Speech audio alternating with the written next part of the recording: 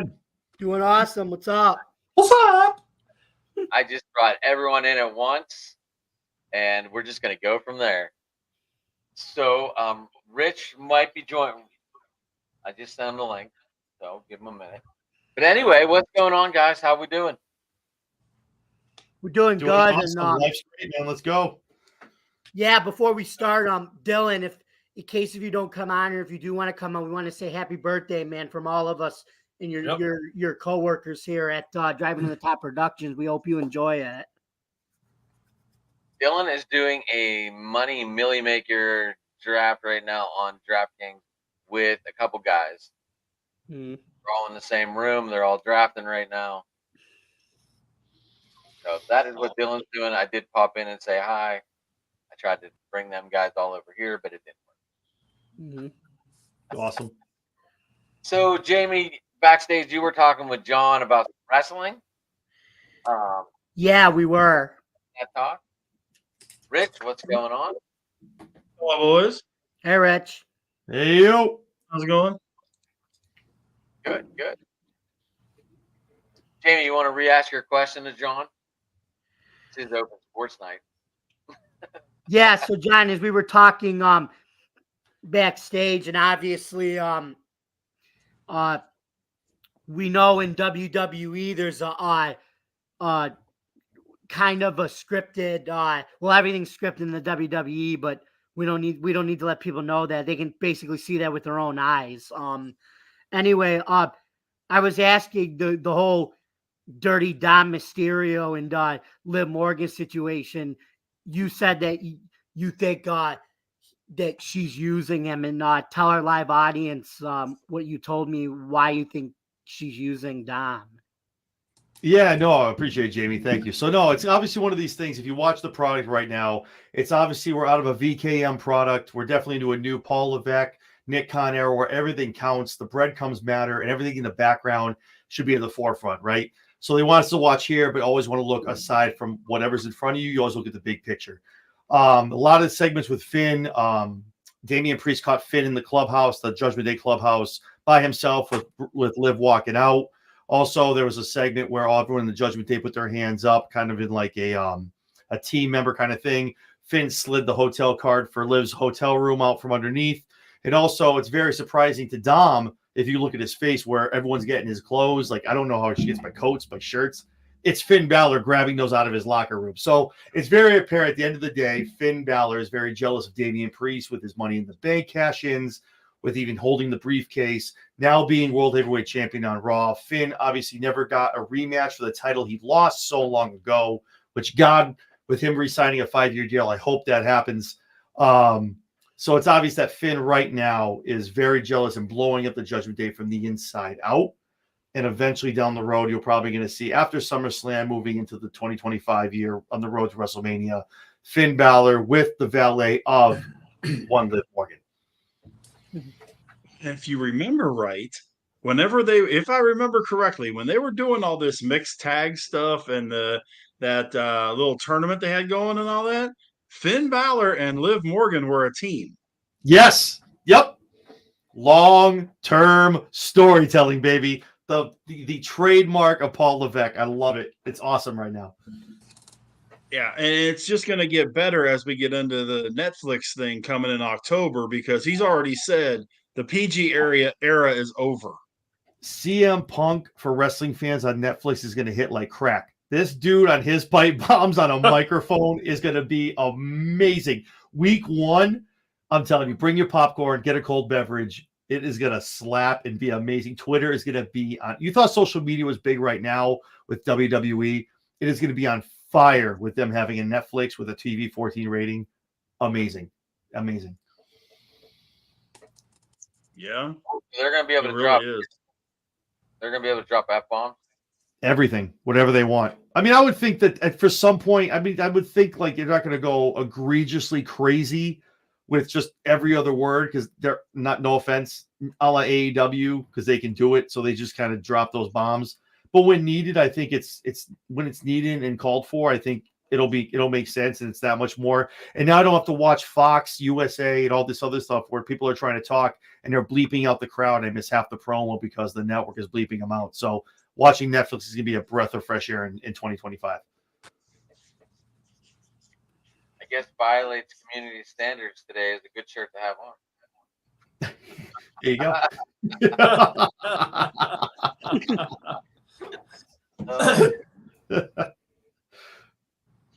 Awesome. So John, I Money in the Bank's over. What were your thoughts? Rich, I know you watched it.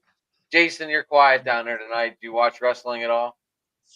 I tune into it when I can. I'm not as big a fan of it as I was back in the day with, Hulkamania going wild on you and the Ultimate Warrior and Randy Savage and all those guys. But, sometimes I'll still tune in and watch guys and gals kick the crap out of each other. It's pretty fun. I love it. So with that being said, brother, I'm getting a chance to meet Hulk Hogan in August in New York at Fanatics Fan Fest. I just bought my ticket. I'm so on Netflix, fucking stoked, dude. Like, I have Scott Hall and Kevin Nash signed on the big gold belt. He's the trifecta. He's the white whale. I'm so pumped to meet him. I know he's obviously very, very controversial, whatever, but to meet him and to get him on that belt with the NWO, I'm so pumped. So, John, answer your question. What yeah, For that purpose, John, I'm very stoked for you. But I could never stand Hulk Hogan. I know. No, listen. Overrated piece of garbage in the history of wrestling. No, listen. I know when I put that picture up of me of Hogan and I'm like, whatever I do, I'm going to get so much hate. How could you be with a racist? Like, I'm like, dude, listen, I'm going back to like when he was good. Like, same thing with Vince McMahon. Whatever he did nowadays, he also transcended wrestling. Like, let's look at it for what it is. I wasn't talking about out of the ring. I'm talking about in the ring and promos and all that. I was 9 and could tell you exactly what was going to happen with Hogan. I grew up in Arlington, Texas when I had the Von Erichs and the Freebirds and the Midnight Express and the Fantastics and all this stuff there. And Mid-South with Duggan and DiBiase and Wrestling 2 and Dr. Death Steve Williams. And then I go and watch this bowl of fruits and nuts. It's like, come on, man. Hogan, Savage, forget it. Listen, his first run with the Outsiders when they first became the NWO was great. Like that little run. And then when it's, hey, let's let everyone and their brother into the group. And then we're just going to start creating different colors of NWO. That's what got wild for me, man. That's what I was like, no, I'm good. Yeah, if the NWO would have stayed like a max of 4 or 5. Yeah. I think it could have literally, if you came from WWE into WCW, you literally got NWO shirt on your way through the front door. Like, that's how it works. See, for me, wrestling has not been the same since the Nature Boy Ric Flair, man. I love Ric Flair. Woo! If you want to be the man, you got to beat the man. You're talking to the... Wait, I'm a limo driving, limousine riding, jet flying, Rolex wearing, kiss stealing, wheeling dealing. That's right. Oh yeah, I mean, before you had love the Nature Boy Punk and before you had Punk and MJF and even to a degree Cody and Cena and these guys cutting the promos like that. Flair was the king of the promo. Yes, period. The end. It was Flair, and everybody else forms the line to the right. And then Jimmy Cornette was right there with him. Cornette was there with him. He'd be the first to admit he wasn't Flair, but Cornette is awesome. I love Cornette. But you didn't have Michael P.S. Hayes when he was Michael Hayes with the Freebirds. He could talk you into the building. As much as I love Kerry Von Erich, he couldn't put a cogent sentence together, but you got him in the ring and he was fine. But Kerry was my boy. We knew a match on though. Huh? He could put a hell of a match on though. Give him that. He could. And Kerry and I got to be friends over the years. I actually walked him down to the ring for one of his last matches in Hershey Park when I was doing security there. But yeah, I mean, when you get into that kind, like you were saying with Netflix and that kind of deal, could you imagine Georgia Championship Wrestling Flair or Cornette going into this? with no restrictions. No, Paul E is going to go bananas. They had to find some way to get him onto Raw. They need to find a way to get him over there, man. I'm telling you, with this next draft, they need to move him over. They gotta have something over there. I mean, here. Okay, I sent this. Any of you guys familiar with Busted Open? Yeah, On Sirius? Absolutely, yeah. Okay. We met Daniel Greca. I met him at Deadline in Connecticut last year. Awesome guy. Nice. I've met Bully and I met Mark Henry at a high school football game a couple years ago. One of the teams I was playing Silsby, and he was there. But I sent a tweet to them, to Bubba, to Tommy, Mark, and Dave, all when this whole thing with putting Heyman through the table happened.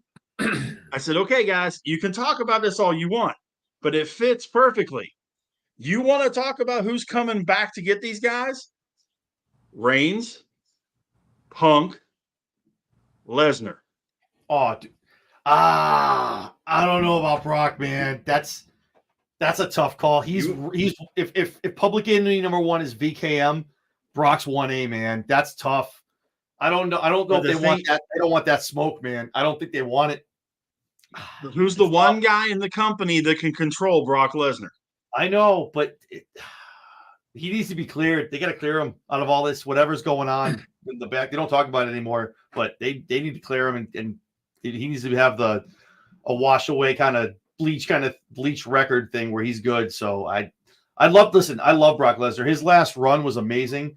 It was cut short, obviously, with all the stuff that happened, but he was just what you saw in that ring was Brock Lesnar. It wasn't a character. It wasn't somebody. It was a country boy from Minnesota here to kick ass and just have a great time and didn't give a hell what anyone else thought. And that's why it was so good. And for him to go out the way he did, kind of alongside VKM, sucked very much so. But I really hope one day they clear it. He comes back, and I'd love to see him have him one more run. But that's good. No. To me, Brock there's two Brocks. The one that you saw there and the UFC Brock. Yep. What you see in between just ain't him.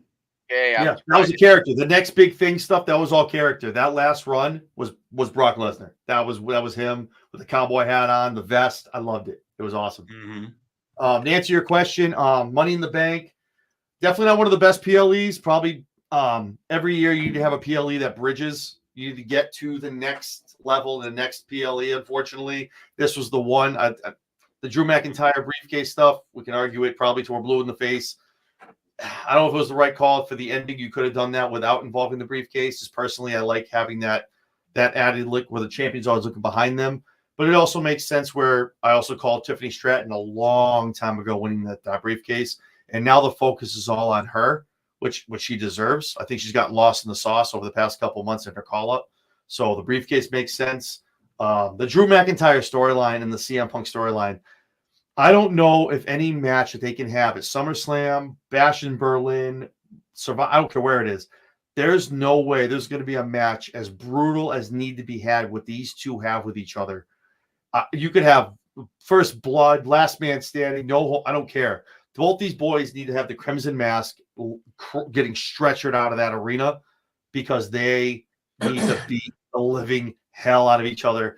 I've never seen this much like animosity between two people in a long time in WWE, and this coming to a head. And I just hope the match does the justice that needs to for a payoff. 4 words. What would you think? Hell in a Cell. But see, they talked about that, and someone was saying like to go right to that. But I agree. Not to go right to it. But that's the thing. At this point now, there's nothing more brutal or any kind of like that's gonna do justice to what this needs to happen. Like both these boys need to go John Moxley and just bleed the whole match and cover the canvas in red. It's there's no other way. That particular thing at this exact second, that thing is going to take away. Believe it or not, that thing would take away from the war games that we're getting ready to see between the Bloodline, and they've got the 3 right now, or they got the 4 right now. They've got 5 coming in this other. I can't think of his first name right now. But he's like 6'8" and all this other stuff. He's huge. Oh yeah. I know who you're talking about. He's coming. We couldn't think of it. Yeah, I know what you're talking about. against Heyman's crew. Yep. Okay. So you got that War Games coming. You don't want to do Hell in a Cell and War Games at the same time. No, So you take it away. Yeah, you take it away from 2. I think you're looking at the fall before you have Hell in a Cell with Mac. Maybe Survivor Series. Well, you have that. They did announce Bad Blood October 8th from Atlanta, Georgia. Maybe that's it. That's what I'm thinking. Bad Blood, Bloodline. But again, I don't know. But being in Atlanta, Cody, I mean, I'm sure there's other. Excuse me. I'm sure there's other matches, but somehow you need to have something with Punk and McIntyre, because I just hope the match makes sense at the end of the day. You can attest to this. There's plenty of matches, and you go, that's what the payoff was. That's what we got. Again, I don't want to be. Go ahead. If you go War Games with the Bloodline Mm-hmm. against Cody, Owens, Orton, Lesnar, and Reigns. Yep. Could make sense. I think I mean, I'm not going to bore everyone with it, but I have a whole lineup that can bring you right to WrestleMania 41. But I think Cody Reigns comes back at 41. I'm sorry, Survivor Series, SummerSlam. Okay. SummerSlam. Costs Solo the belt, shakes hands with Cody, Uber face, gets Reigns over. Then you see Reigns being one of the members, because the Usos are going to jump back in. You're going to see Jimmy come back. You're going to see the Usos join back up with Reigns. Those 4. Again, I don't know who a 5th might be, but it could be the Honorary Uso. It could be Sami Zayn. You never know. Sami Zayn? You never know. Yeah, but if he's still got the IC title, then yeah, but he's due to take it. He's due to take a PLE off. Depending, that's the thing. I think that's why they're doing the Bad Blood PLE, to get in the matches, so that way when Survivor Series rolls around, okay, he's on the card. He's not defending the belt. So we'll see. It's one of those things where when it's unpredictable, that's when wrestling's the best. That's when it's the best at. When I can't sit here and tell you what's going to happen, that's when it's at its absolute peak. I love it. And that's what it used to be. Yep, I love it. This is an awesome time. This is a very great time for WWE. I love it. Jay, I'm surprised you didn't break your TV yet. Yeah, no comment. Not really much to say. 10-1 Phillies. How about them Phillies? Oh, it's 10-1. Yeah, I'm kidding. all I gotta say is the Dodgers have problems. They have problems, and unfortunately, Shohei Ohtani is not going to fix them. They've got problems, and yeah, I mean, they got problems. What can I say? I can say this: the Dodgers better be thanking their graces they're in the National League West right now, because if they were in the NL East, they would probably be in 3rd or 4th place right now, and yeah, not looking too good for the Dodgers right now. Well, I got to get guys healthy. I mean, good grief. Yeah, but you know what, though, John? Here's the thing. You're right, John. Look, injuries, everyone's dealing with injuries this time of year. And you're right, John. You got to get healthy. You need your key players healthy. That's not what I'm arguing here. This is what I'm trying to argue. The Dodgers and Andrew Friedman and Stan Kasten are so proud to boast on the chest proudly about their versatility, about the depth of their lineup.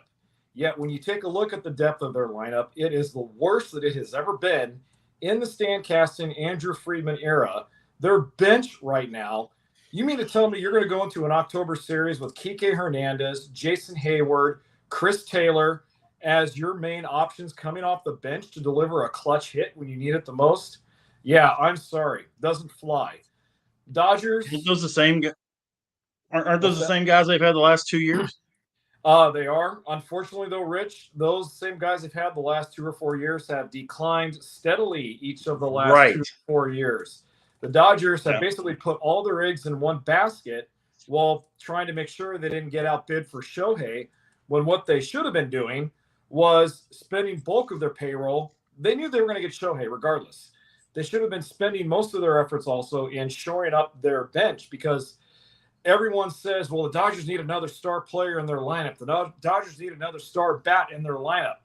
Well, no, the Dodgers need some guys who can produce in October. in their lineup right now. I don't care if these guys can bat 220 or 230 in the regular season. Take a look at Randy Arozarena. Best example right here, the Tampa Bay Rays. He's been linked to the Dodgers in possible trade scenarios. Arozarena not having a really good season. When last I checked, I think he was batting a robust 230 or 240, something like that. But when you look at his October numbers, he has a batting average well over, 360, 370 in October. And, I mean, he can deliver in the clutch moments in October. Those are the guys the Dodgers need. They don't need any more star players. No, I agree with you 100%. Among other you things. know, the starting nine that they have is perfectly good as far as their lineup goes. When they're healthy, it's once you lose those guys, then what? And the Rangers have suffered a similar issue. When Josh Young gets hurt and DeGrom is going to be out until August, and Scherzer was out until recently, and they have this guy hurt and that guy hurt and that kind of stuff. But they've got young guys that are developing into those guys that are going to be ready for the postseason. The Dodgers have got guys, like you said, that have been declining. Arozarena would be huge for that Dodgers team. I think it would be a monster deal if they could get him. And they could get an infielder of the same ilk, which I guess they kind of do because they've got Miguel Rojas, who's going to be your utility guy once Betts comes back. Yeah. But even him, he's 35. You got to get – I agree with you. I think you got to get a couple of younger guys in there. And Arozarena is a beast in the postseason. Well, and also they need an everyday third baseman there because it's clearly obvious that I think Max Muncy's done for the rest of the year. He's not even – they had him work on some light calisthenics and started swinging the bat from that oblique injury, and they have now just completely shut him down. So – And given the Dodgers' proud history of bullshitting the severity of their injury report, based on what they were saying this past weekend about, Maxwell, we'll see and wait. We'll have to wait and see what happens to him. Yeah, sorry. That to me tells me he's done for the rest of the year. So I think what they need to do also is focus on finding a third baseman to replace Max Muncy so they can eventually jettison him and think about that as well. Because I would be really surprised if Max comes back. And you're right, like you said, Mookie's coming back. My hope would be that they would actually trade Gavin Lux so they could move Mookie back to second base and then have Rojas be the everyday shortstop. That is something I would be in more favor of than Mookie coming back and playing short on an everyday basis. But I don't make the decisions, unfortunately. I throw a name out there that would be bringing a guy back to play, maybe possibly third. Please don't say Cody Bellinger. Not on third, no. No. What about Turner? I think Justin Turner coming back would be a favorite for the fans, but Rich, I like where you're going with that. But here's the thing. When you look at his production this year, what is Turner going to be able to give them offensively that he hasn't been able to give to the Blue Jays this offseason? Or is that 1 year in Toronto or that half season in Toronto kind of an aberration? I don't know. But you also know how sometimes that change of scenery makes a difference.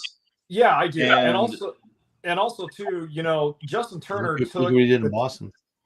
Yeah, and Turner had a solid season in Boston last year, and he took the Dodgers not re-signing him very personal. So I would think that if they bring him back to LA, he would be open to coming back, and then who knows? Maybe he swings a hot stick to prove a point, as if to say, "Here's what you guys lost when you didn't re-sign me." So.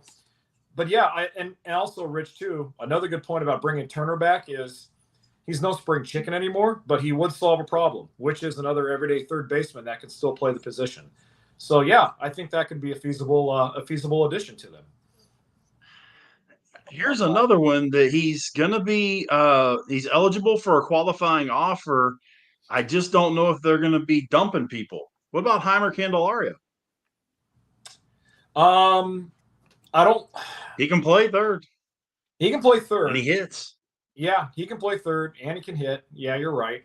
I guess I can see that. But you bring up a good point, though, about the qualifying offer. I don't really, because of that, I don't know if Heimer is more realistic at that position than, maybe Turner or somebody else. So, but from a production standpoint, though, and from a versatility standpoint, I like it because Heimer can not only play third, he can also play in the outfield. He offers the versatility that the Dodgers really love in their players.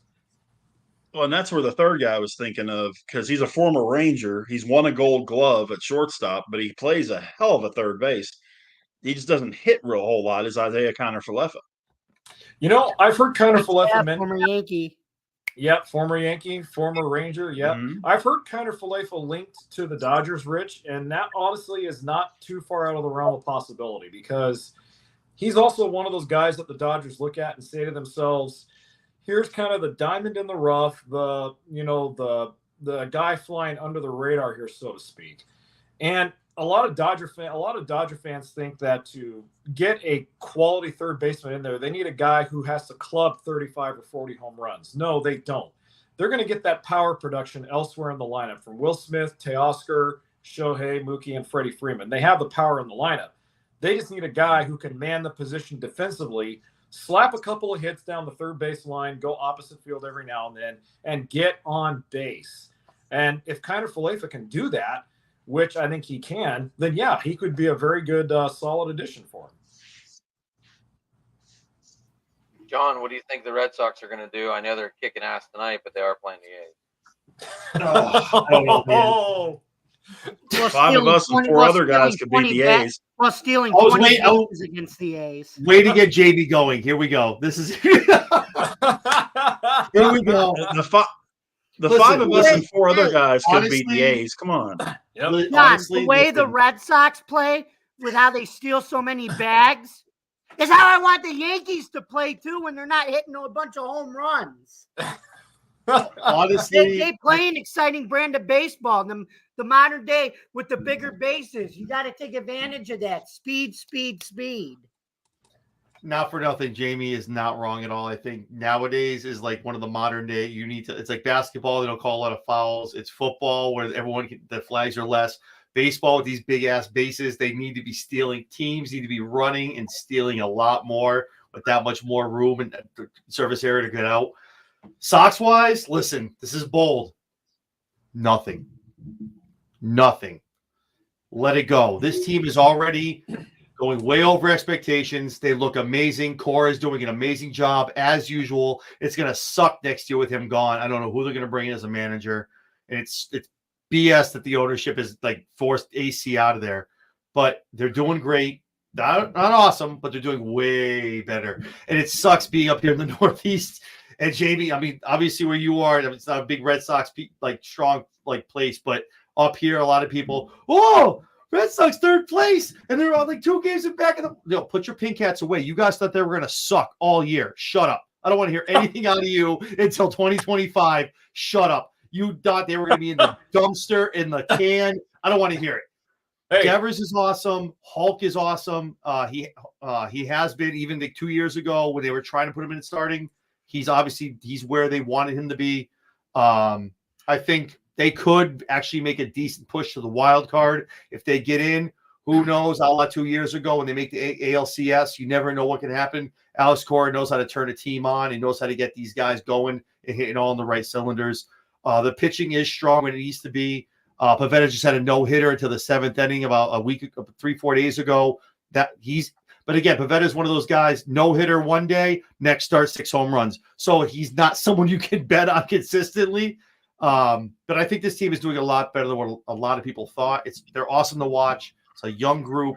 I see some of them here in Worcester. I get to go to a couple of the games. The Woo Sox look good. They got a good farm system. They showed great against the Yankees. They're showing good against a lot of powerhouse teams. But yeah, I think nothing is the way to go. Not that ownership's going to do anything anyway. So just kind of status quo. Let these guys cook. Let AC do what he's got to do, and hopefully it's a really great long run into the playoffs with Alex Cora Swanson. John, if you chowds up there in the Northeast believe in the karma created by Bill Spaceman Lee, anything is possible. All right. Just think Bill Spaceman Lee, man. Start talking to baseballs. Anything is possible. That's it. Rafael Devers has been killing the Yankees since the city's crack epidemic problem in the 1980s. I'm pretty sure Devers put himself on the map with the home run against Chapman, 3 years ago? What about Garrett Cole? He's been killing Garrett Cole. Cole, but he threw that 101 mile an hour fastball, and Devers said, "See, right out of the park. That's when Devers put himself on He's the been map. killing Garrett Cole the last 4 years. Yeah, no, I agree. He's kind of like he reminds me of the modern day Trot Nixon. He was a Yankee killer too. Oh, Trot Nixon. The dirt dog. Oh, Hot but I think Trot Nixon. honestly, man, I'm one of the big guys. I'm one of the big proponents, and I know a lot of people say it, but I'm honest. If you watch this, this ownership group, you read you read newspapers, you're in the know. I think we need new ownership. To be perfectly honest with you, I think they got very happy with a lot of championships early on, and I think they just dabble in way too many things. I don't care that they own an NHL team that's in Pittsburgh. I don't care. It doesn't matter if they don't own something around here. I think they just don't give enough shits about the Boston Red Sox and what this team needs to be. Well, the Celtics won a title. Let's put that into perspective. The Celtics won a title, and they're selling the team. That is for Grossbeck's family and estate, though. I didn't know. I thought the same thing. The next day I went into work. I'm a Nets fan. Shh. Don't say anything. There's no need. I have to live in it. Don't say anything. It's okay. It's okay. But I watched the one odds to win the title. But if you bet on them, you could make a lot of money with them next year. But the Celtics, I walked into work and said I talked the same trash. I said that. But then I heard the interview with Grossbeck, and it's a matter of family stuff.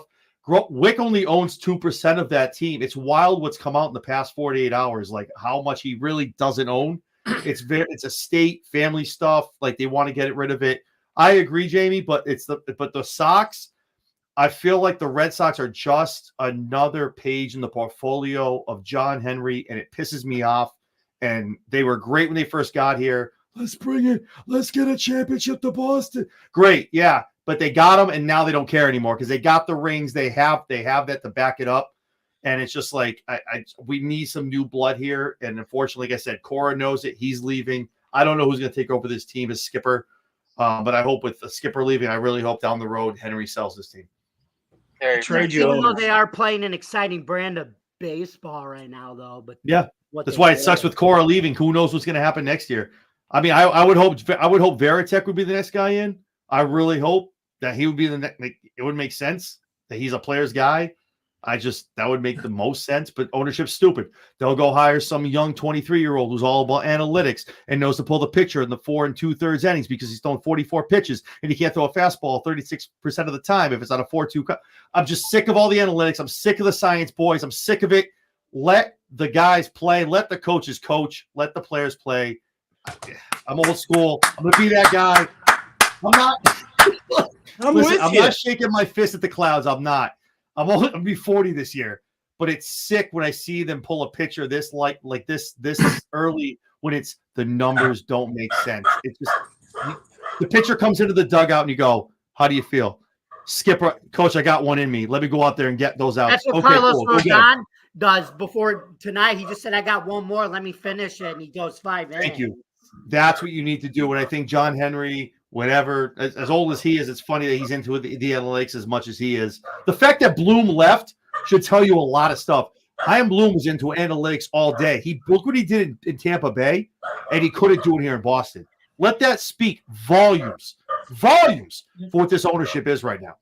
Okay? You have to have balance. Thank you. I agree. I guess they don't love that dirty water too much to stay. John, let's make you the general manager of the team. Don't do that. Let's say Cora is gone. Who are you trying to bring in as your manager? He just said it, Varitek. Jason Varitek, all day. Oh, I'm sorry, I missed that. I had a. No, it's okay. It's okay. I think Jason Varitek has a mind for the game. He already has a place with the team, with the players. I think he's a guy. He's old school. Obviously, we go back to the A-Rod incident. He's a dirt dog. He knows how to get it done back when it was cool. But nowadays, I think he can get the same thing that Alex Cora can get out of players. Like, listen, I'm not telling you to bust their ass. I'm telling you to go give 110%. I did it. I was in these spots. I was down. Not saying you throw it around if you're Jason. We were down 0-3. And we went out there, we got it done 4 straight. Like he's inspirational. He can get the young kids, and it's something the young kids who grew up watching this team that get drafted can look up and look at someone like a Cora, like a Varitek, and go, "Damn, I watched that guy get it done." Like, damn, Man, he was part of the 4 home runs back to back to back to back at Fenway. Like this guy can do it. I can believe in him. Like it's one of those things. I think Varitek's probably your best bet. But like I said, we sit here and say that, and they're going to go find some 23-year-old assistant from the Milwaukee or from one of the teams out west, and they're going to make him the manager. So I don't know. I think it's whoever wants to listen to John Henry and doesn't want to question what he wants to do. That's kind of who they're going to hire. But I really hope it's Jason Varitek. That's who makes the most sense right now for the Red Sox. Jamie, what's going on in New York? I'll try to call balls and strikes with this one. As Jason was saying, yeah, there's problems with the Dodgers. I'll say there's problems with the Yankees, but luckily they're still 55 and 37. And really, what's really outlooking all that? How about Ben Rice? So playing the way he's playing as a rookie, he's been their bright spot and really one of their only guys in the bottom of the lineup who is contributing because Stanton's out and everything. But the pitching's got to get back to what it was. Although the pitching, the last 3 games against the Sox and that didn't lose them the game. The pitchers play well, and even Rodon, he had that bad first inning, but then he recovered after that. So, and I'm actually going to make a bold statement. You know how John said the Red Sox don't need to do anything? I really don't think the Yankees need to upgrade anywhere. And even at first base, I think Ben Rice is showing that he can be the long-term guy beyond this year, and he's versatile too. He can play first base and catcher. Another guy, Oswaldo Cabrera, his batting average might not be that great, but again, a versatile guy that can play second, third, or wherever you need to play him. So, but I mean, I think the Yankees got to be careful if they do decide to add people, because I think a lot of what the pundits are saying, I think they're more wants versus needs. Maybe get another bullpen pitcher in there, that would be okay. Another starter, but I like what they have now. They just got to wait for Stanton to come back. Their roster can and as far as Aaron Boone, I don't know if it's him, because to be honest with you, when you're the manager of the Yankees, you're really just you're basically just a lame duck, because look at what Joe Torre, obviously he was able to win all those championships and everything, but look at what he did prior to that. He got fired by the A's and the Mets. Casey Stengel, another guy who did great with the Yankees, but when he went to the extension, Mets got fired 3 to 4 years. So I think you're just really a puppet as the manager of the Yankees. It's more about what Cashman can still do if he's still got a leg to stand on. No, I feel that way too. Like Torrey for a long time had a great lineup where obviously he was very strategic. He knew what he was doing, but he had a lineup. He ran out there with the Bernies, the O'Neills. Like they got it done regardless of where he put them in the lineup. It doesn't matter who was pitching, but they got it done. I think Soto and Judge have been amazing this year. Once Stanton comes back, I think them they're going to be definitely contend for first place in the AL East. If Boston go on a good run, they have a lighter schedule second half. I think you might actually see a Yankees Red Sox 1-2 that you haven't seen in a long time. I'm not saying they're going to catch New York. I think New York is superior right now to them, what they have on their lineup, what they're rolling out there day after day. But I think Boston with their rookies, these kids, they're hungry. They're dirt dogs. They want to get in there and they're playing for jobs. So, but yeah, I think Judge is having an amazing year. Soto's been great right this year in New York. But yeah, I agree. You got to hope that Rice isn't Kevin Moss, though. Has a spectacular, comes out, punches everybody in the mouth, and then completely is a popcorn fart after that. The other thing too is, you're talking about the Yankees, the Red Sox 1-2. There's these guys that play over in Baltimore that are going, hey, what about us? Hello, we're in first place. Hello. I think you guys are contending for a wild card spot, yes, but Baltimore's going to win that division. Oh, Hot take. Baltimore's right winning there. the AL East. I'm I telling don't you. know. By how many Beginning of games the do you year- think?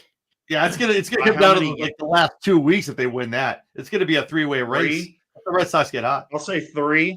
Win by 3. Okay, because they're With down them, by competing, with them competing Baltimore with the lost. Yankees. then. Baltimore lost today, so both teams lost. So right now it's still the Orioles are 3 games ahead. Because Yeah, I mean, I'm not saying that. they were getting I'm not killed saying by they're the smoking Cubs. them. Yeah, I'm not saying that they're going to leave them in the dust, but I think Baltimore wins that division by about 3 games and maybe even 2. And the Yankees and the Red Sox. I mean, the Yankees are going to be a wild card unless something just completely collapses. Red Sox, if they can keep going the way they're going right now, yeah. But there's a lot of teams that are going to be contending for those wild card spots. One of them is getting hot right now and is starting to get pitchers back, and that's my guys I'm watching right now in Texas. But you got, because the Rangers are doing really well. Seattle is going to be in there. Kansas City is going to stick their nose into it. Minnesota is going to have their say about it. So it's going to be interesting. And, depending if Toronto doesn't have a fire sale, they might actually have something to say about it when it's all said and done. But I got no those faith in AL Toronto. wild cards, huh? I got no faith I in think they have a Toronto. fire sale. Yeah. I think I Vladdy's don't gone. know, I man. think They've Chet's been playing gone. so lopsided this year. I mean, I agree with you saying for the Rangers. The Astros, they're looking good. Minnesota though, they'll go cold. They'll get wicked hot. If they go on a cold toward the end of the year, someone's going to bounce them out for the second spot in the wild card. So it's just like, I don't know, man. I would say Kansas City more than Minnesota. No, I Kansas agree with City that. more than Minnesota. Yeah, I agree with that. Yeah. So- and you can't. Seattle is bad, man. Those guys are tough. So, what about the team that we haven't been talking about that has, I think, the 3rd or 4th best record in baseball, and that's the Cleveland Guardians? How real should we take the Guardians? Adam, I know you're a Cleveland guy, man.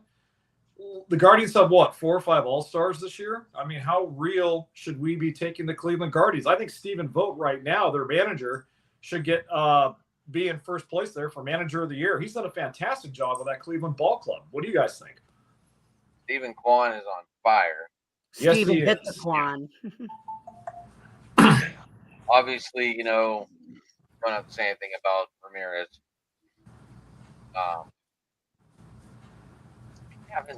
I've been watching them, but I really haven't been paying attention. I know. Right. Ooh, When you, ooh. I'll tell you, Adam. I think I got so much shit going on in my life, and after tomorrow, hopefully it's all cleaned up and I'm able to get refocused on everything.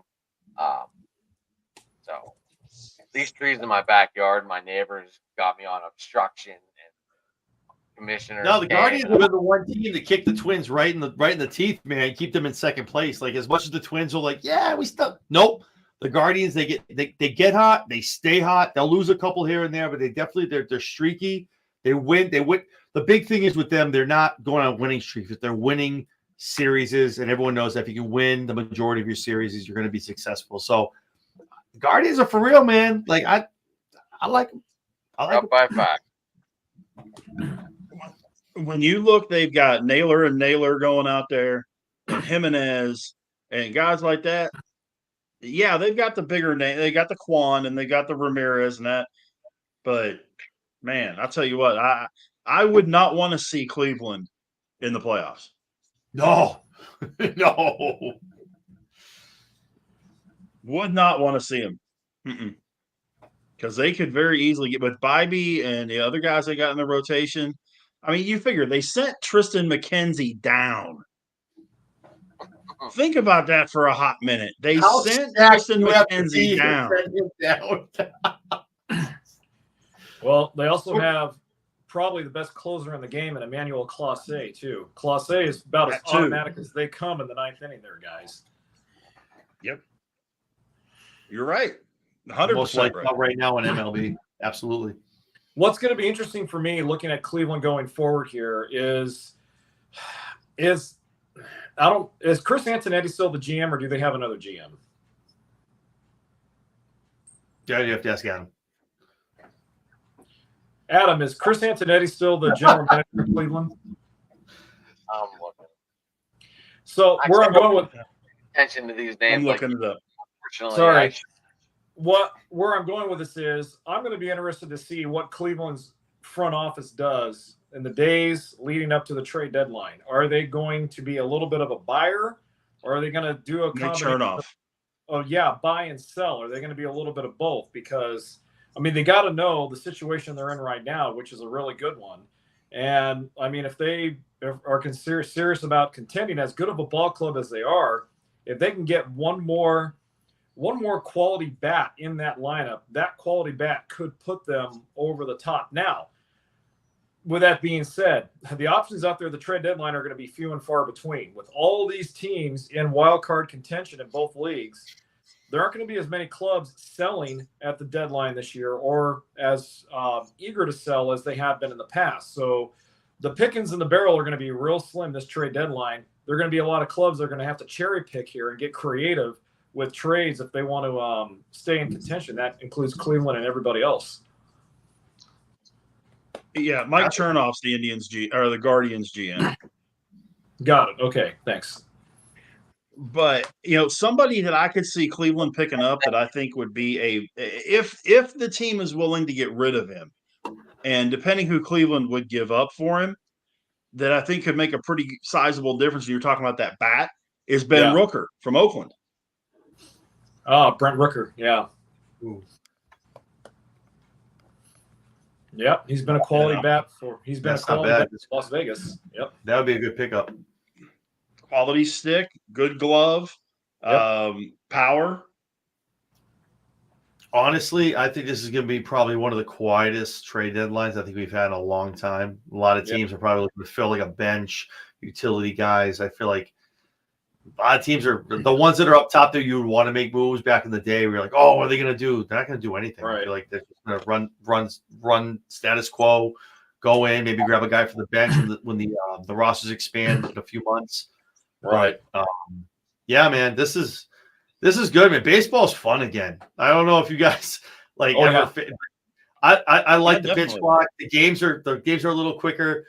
I work at a casino. I run a sports bar, so like when I look up, I don't have a lot of time to watch all the games. I look up, I'm like, oh, sorry, the fifth inning price, awesome. This is good. Like I'm just so I like that and the bigger bases to allow speed and everything. No, me too. I like that. I like that aspect of they're bringing that back. Yeah, man. The one thing I'm not looking forward to, I talked about this a while back, wasn't with any of you gents. It was when they're talking about getting rid of the umps and doing like the automatic computer shit. And I'm like, no, dude, you need that in baseball. You need the error when it's that much out of the strike zone. You need that. If it's exact, dude, you want to see viewership fall off that much, you're going to see it. Like you want to see that when the ump calls it right outside, he pulls the arm up, brings them up. And that's the stuff. It's a computer. Nah, man, I'm not for it. I'm not trying to be like, we're not trying to be forward thinking. I like the pitch clock. I like the bases. I like all the other shit. But just this computer stuff with no umps, it's like the same thing with football. They've instant replayed the hell out of this game now. Like, but it's still like a matter of when the ref calls off the offsides or he calls like this and that. It's still the human element. Without that, sports suck. Roughing the Pass is reviewable now too, John. Did you know that? Yeah, that's why it sucks. No, I agree. That's what I'm saying. Like, I agree with that. The way they call Roughing the Passer should be reviewable. The way these guys call it now.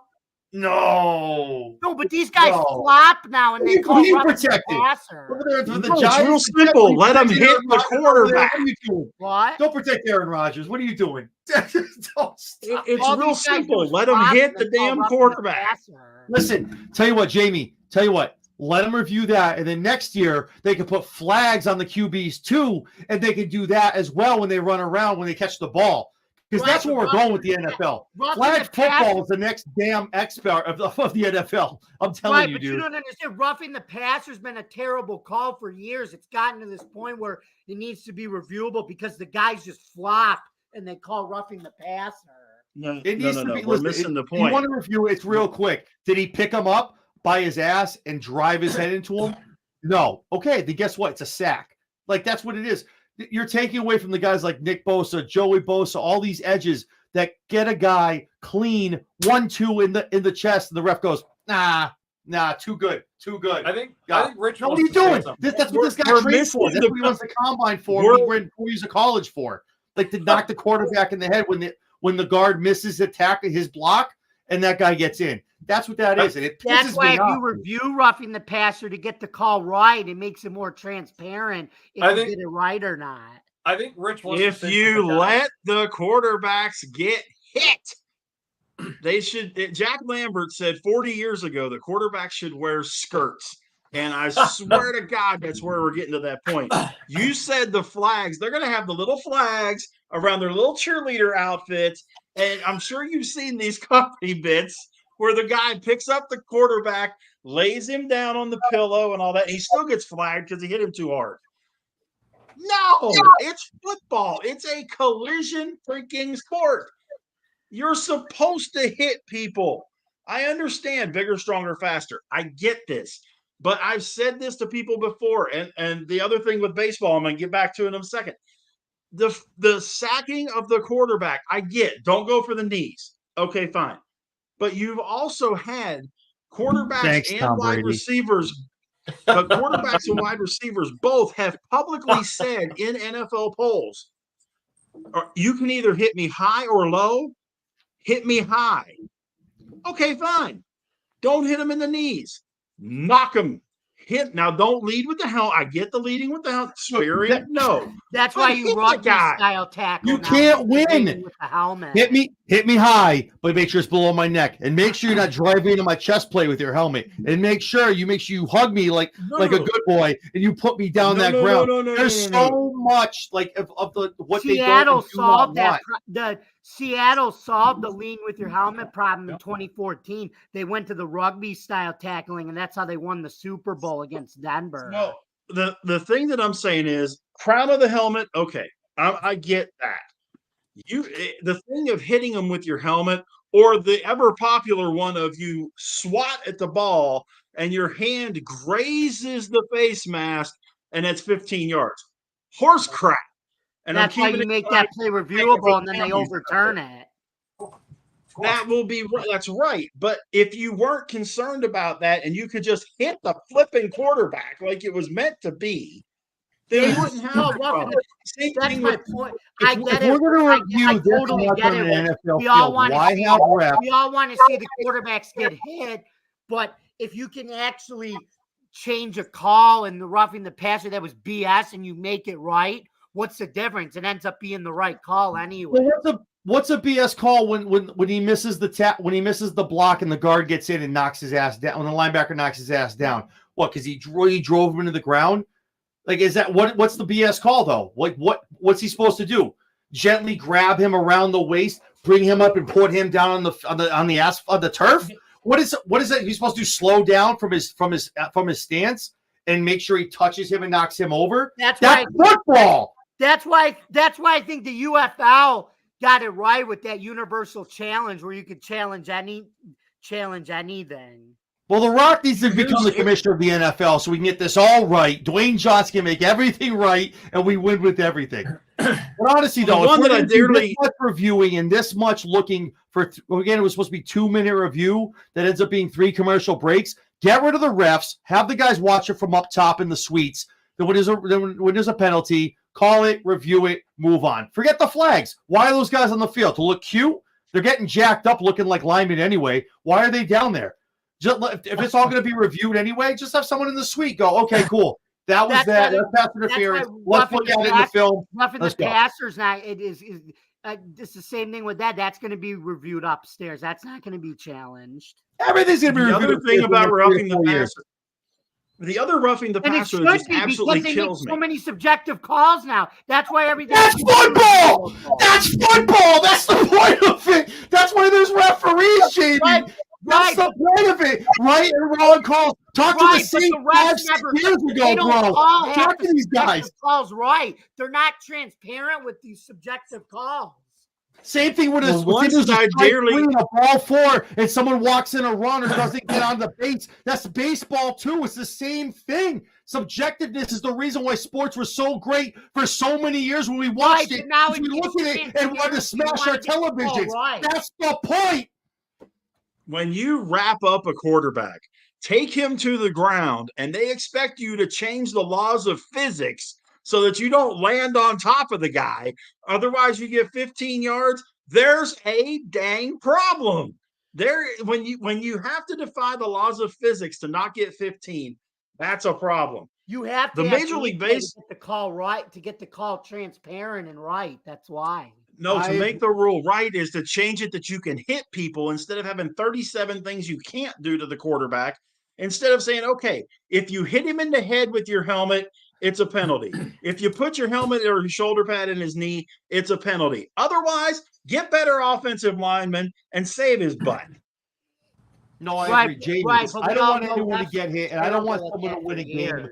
by having doing something unfair. If a pass interference, you hit the dude, take a look at it, review it. Yes, okay. Absolutely. You yeah. if you drive your helmet into the dude's chest plate when you're going to the ground to prove a point and do your little pose at the end, yes, flag it. Okay. But the fact is, like he just said, the fact is if I'm gonna tackle you and I'm gonna put you in the ground, I'm not gonna gently put you down onto the ground and fall onto you. That's where it's gotten to. I can't fall onto a quarterback without someone be like, you put your weight on him. I'm sorry. Talk to gravity. Talk to the earth. That's not me. That's what I was trained in college for 4 years. And that's why I got on this team, because I beat all these other guys out because I'm damn good at what I do. And maybe you should work on your offensive line so I don't get to your quarterback. That's the point of this. The point is the fact the refs should not be winning games or losing games. I don't care if you're a Niners fan, a Pats fan, a Chargers been fan. I don't care doing who that you root for. for 40 The fact years, is that the refs have taken over this game, and replay has changed a lot of games in a way of like back in the day, it should not have happened. John, refs have been taking over games even back then. Back then they did too. But They've that been was doing the it for point of 40 the years. sport. Refs. So you're going to get mad at the Yankees. So you're going to get mad if the Yankees-Mets game, right? So someone gets a strike or a ball call, and it goes that way. No one's challenging strikes and balls. You can't challenge it, can you? You can't. You can come on and get kicked out of the game and kick the dirt all over home plate, but you can't challenge the call. There should be unset. There should be things that cannot be challenged. And the way that Goodell's going the next 3 to 4 years, everything is going to be challengeable, and that's BS. That's how the there should UFL be a is. The human UFL element is to the the same game way. of football. You should not be able to challenge everything. Just like in baseball, you can look at a tag, you can look at a catch, but you cannot call balls and strikes. You cannot challenge it. It should be the same thing in the NFL. When you're looking at the owners, okay, let's look at it from this standpoint. If you buy a Ferrari, okay, are you buying comprehensive insurance on your Ferrari?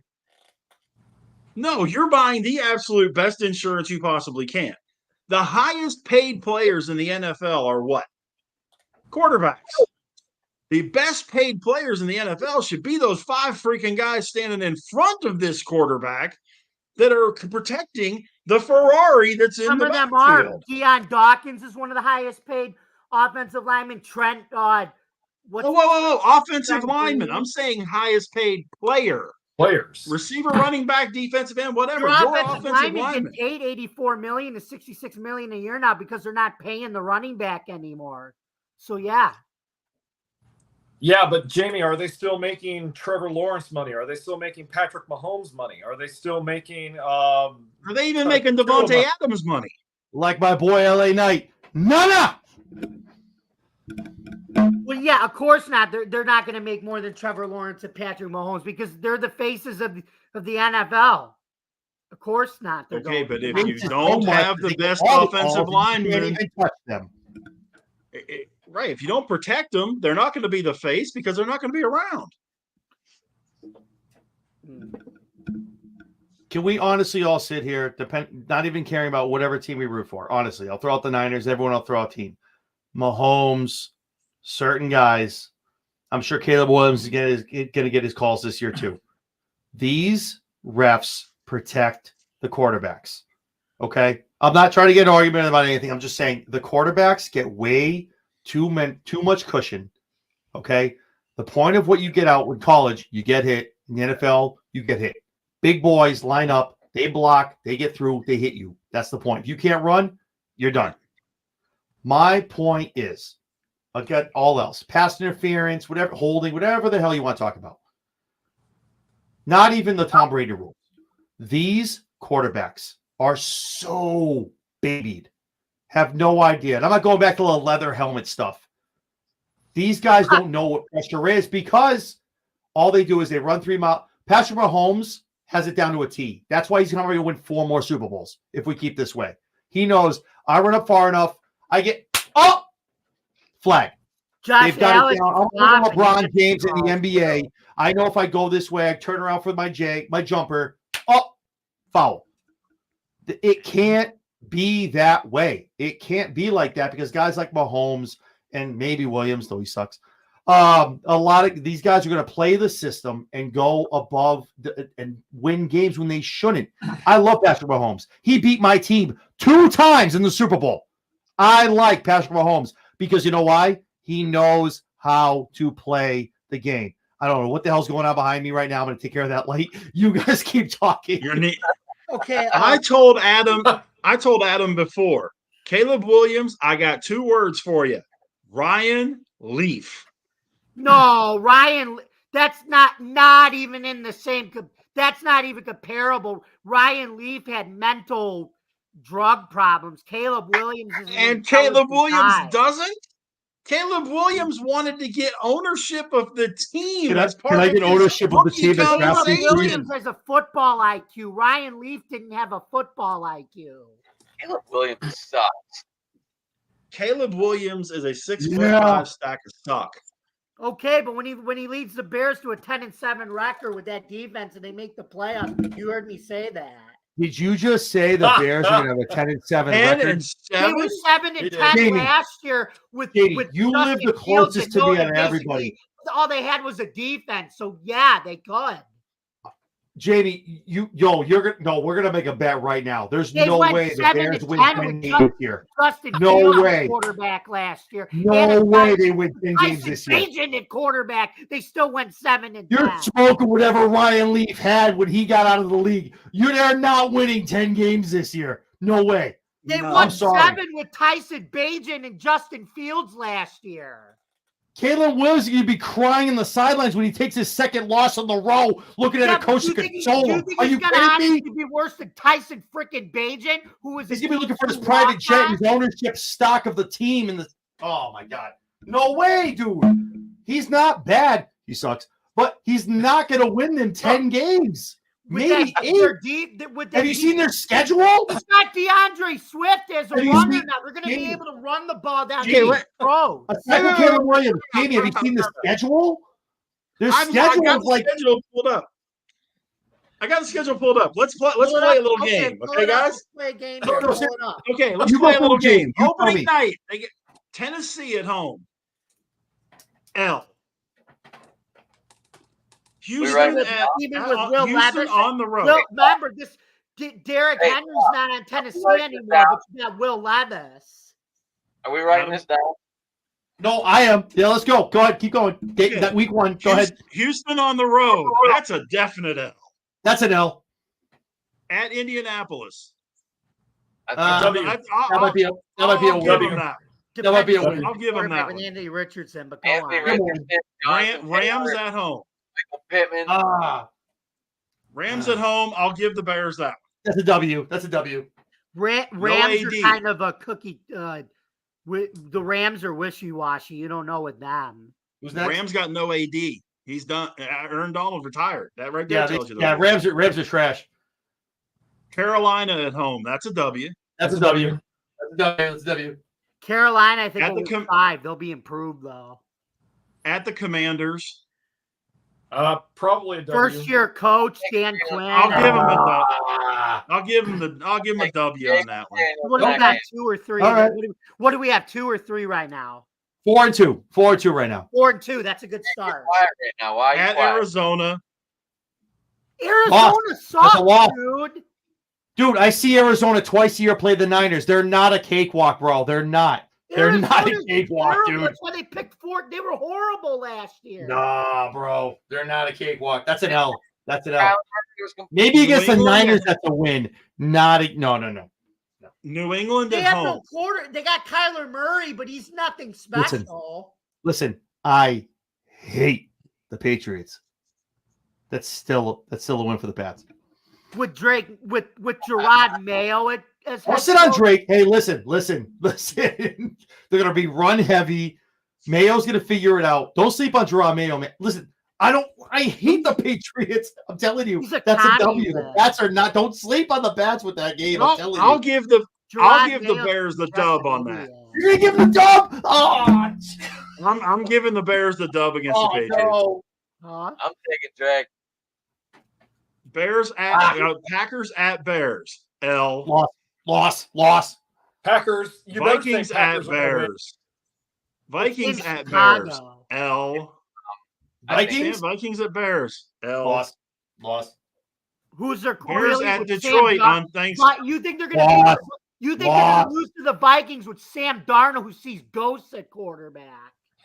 Sam Darnold's not going to be their Lions? quarterback. JJ McCarthy is. Actually, no. Actually, I'm hearing right now they said Darnold's starting. That's what Kevin. I'm going back and I'm talking about. Adam can attest to this. JJ McCarthy should have been the number one pick this past year. I'm Kevin telling you, O'Connell y'all said right now, gonna regret Sam taking Darnold's Caleb. I'm the telling you. quarterback. Okay, That maybe man's on going for July rookie of the 9th year. that's the case.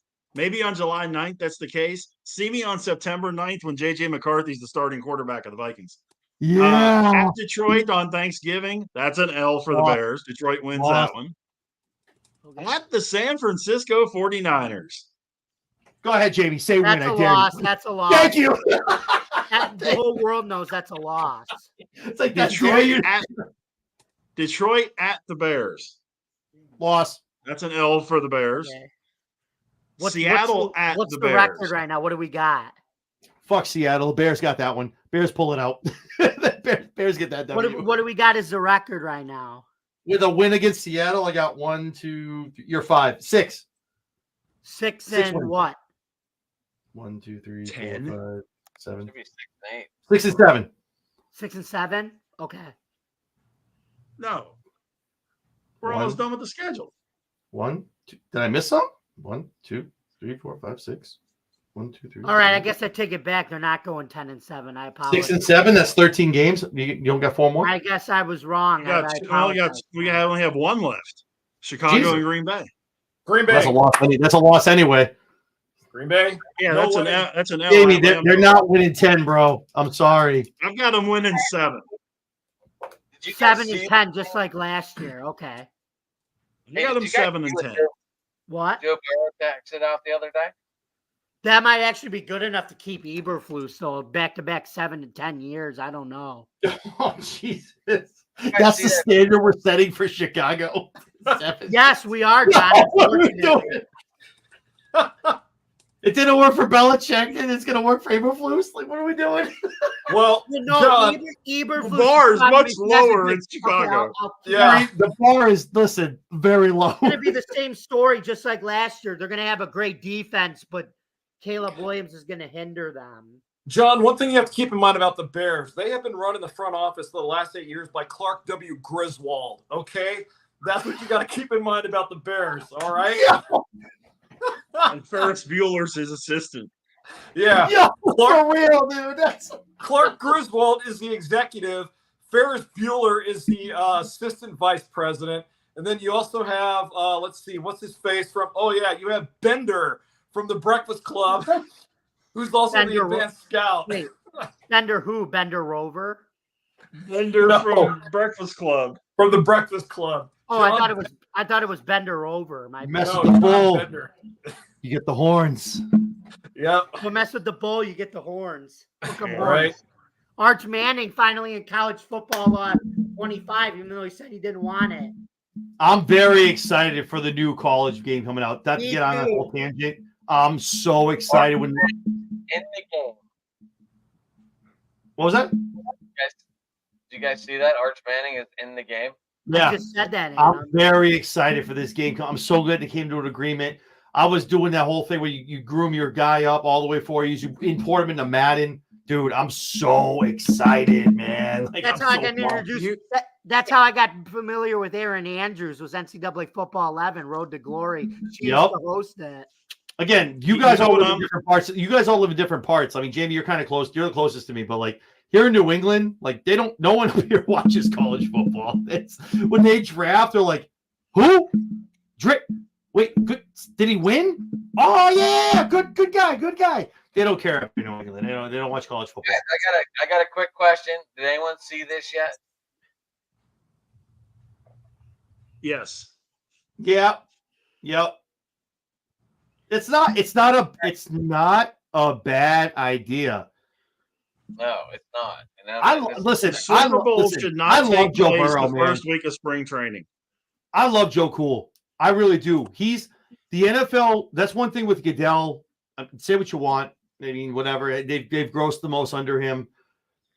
They need to go younger, just like every other sport does. Like guys like Joe Cool, Brock Purdy, a lot of other quarterbacks. Your Caleb Williams, if you want to include him. You need to go younger. You need to get hip, and that's what's going to bring people in. And I don't know who's going to get it.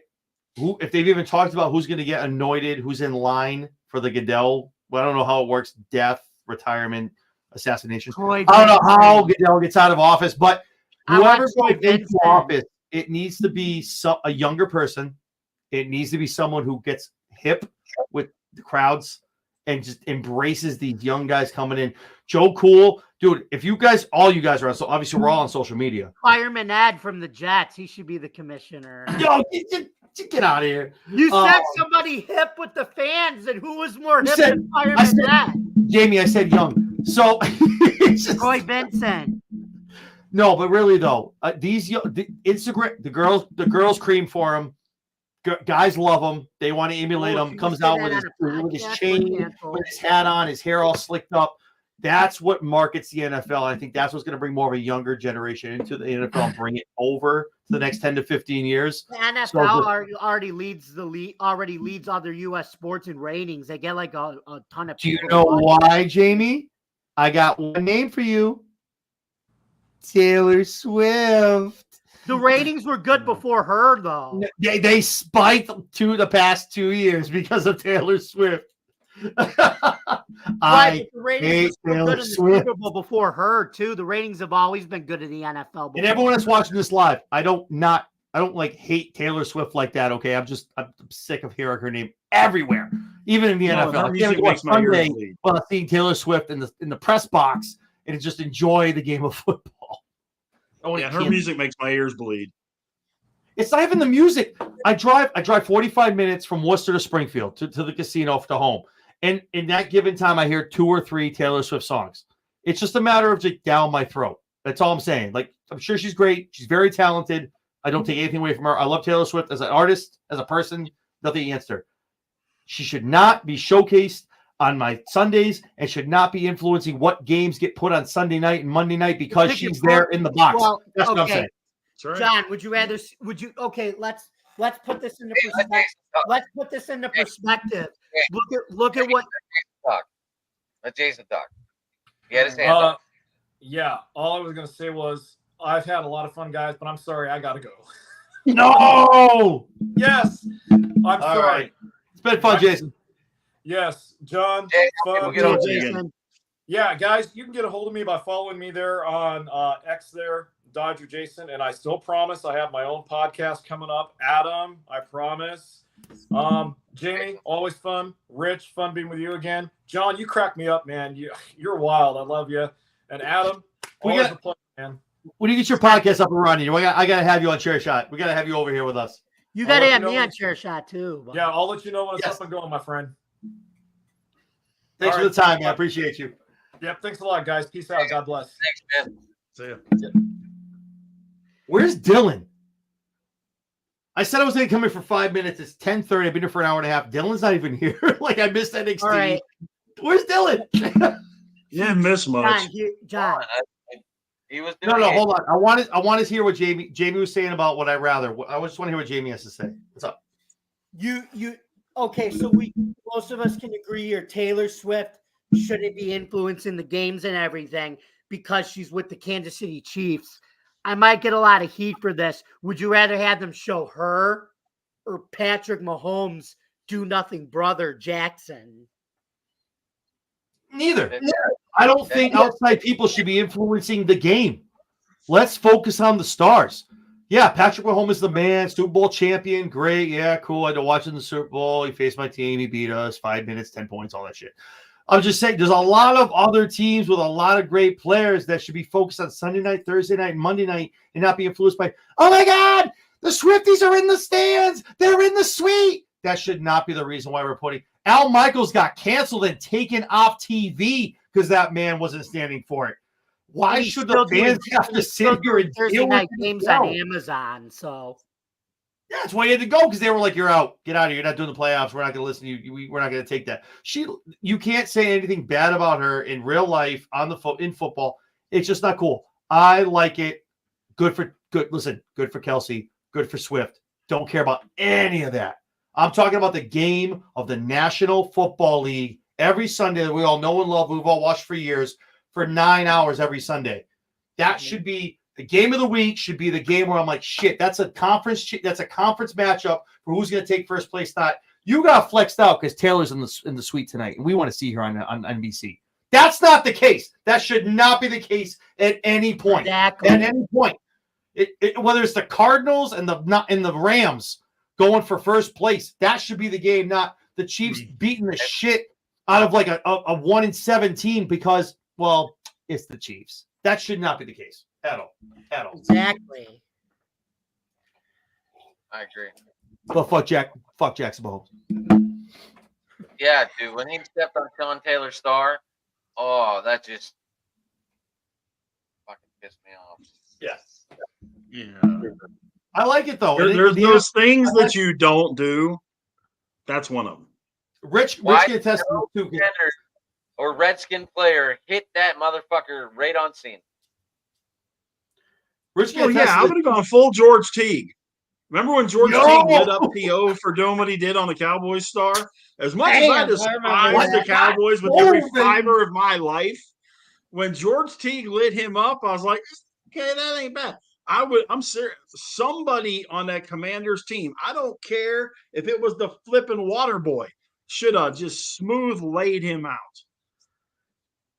And the thing is, I don't want to be a hypocrite because I talk about WWE a lot, and WWE uses their social media accounts to no end. They use the Logan Pauls. They use a lot of other people, Pat McAfee, all those other places. So I don't blame the NFL for knowing that, okay, if we do this, we reach out, we reach the Swifties, we reach a very big demographic we would now regularly touch. But with But that how being many of the said, Swifties actually know football, though? That's the thing. that's what I'm saying. They're literally tuning in to see Taylor Swift on their television screen. WWE does it when they involve Pat McAfee. He's an announcer. They involve Logan Paul. He's a wrestler.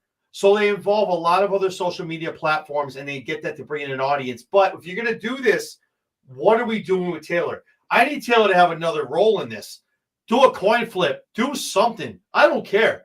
But the fact you just show up and think it's okay to just flex these other teams out as an owner, I'd be so pissed if I get that phone call and they're like, just so you know, man, you guys got put to the 4:45 slot. You got to kick that at 8:15. What happened?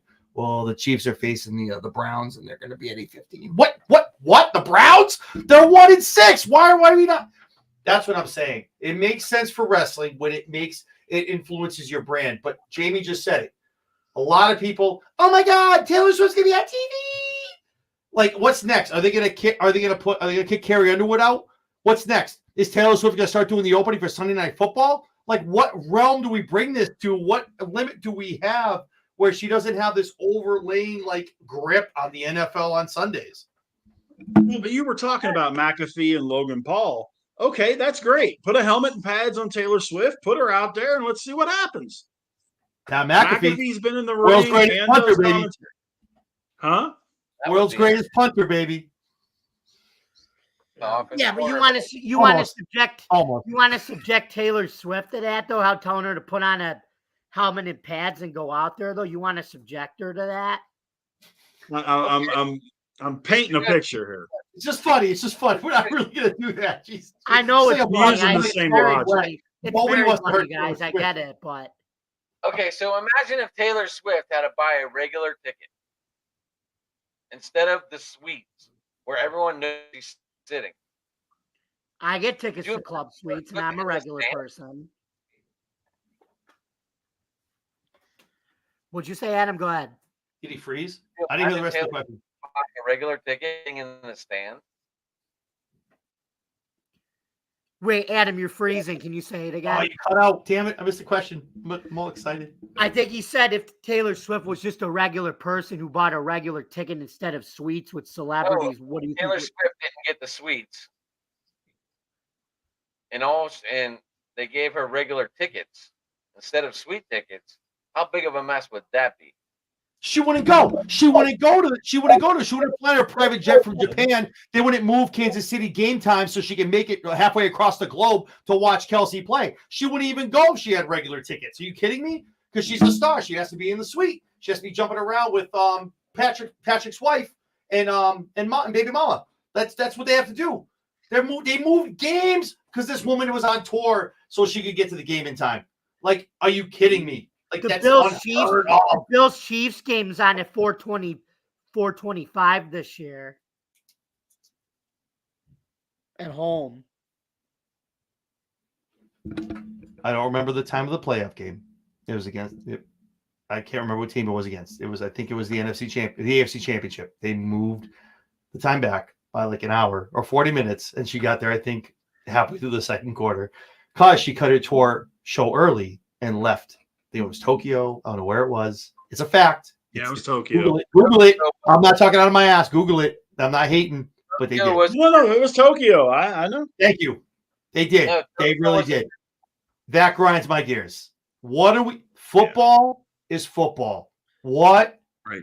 are we doing? And again, I'm trying to liken it to wrestling because I don't want to be a hypocrite. Because again, but Logan Paul gets in the ring, throws the tights on, does his job. Pat McAfee, ex-NFL player, announcer every Monday night on Raw. And has his own show on ESPN now. Exactly. Taylor Swift, world-renowned, record-breaking singer. Nothing to do with the NFL. I'm so shocked. They just announced that I can't remember her name. They just announced the act for halftime show this year. It's already causing a buzz. Someone help Miley me out. Cyrus for next Thank year. you. I'm so shocked. I bet my wife $100. It is Miley Cyrus? I was just to get my card anyway. I bet my wife $100 that it was going to be Taylor Swift in the halftime show. Why not, right? Why would we not? Why not? But it ends up being Miley Cyrus. So no one is above the game of football, not even the players. And I just don't know. So, Jamie, you've been watching football a long time. Adam, you too. I know you have, Rich.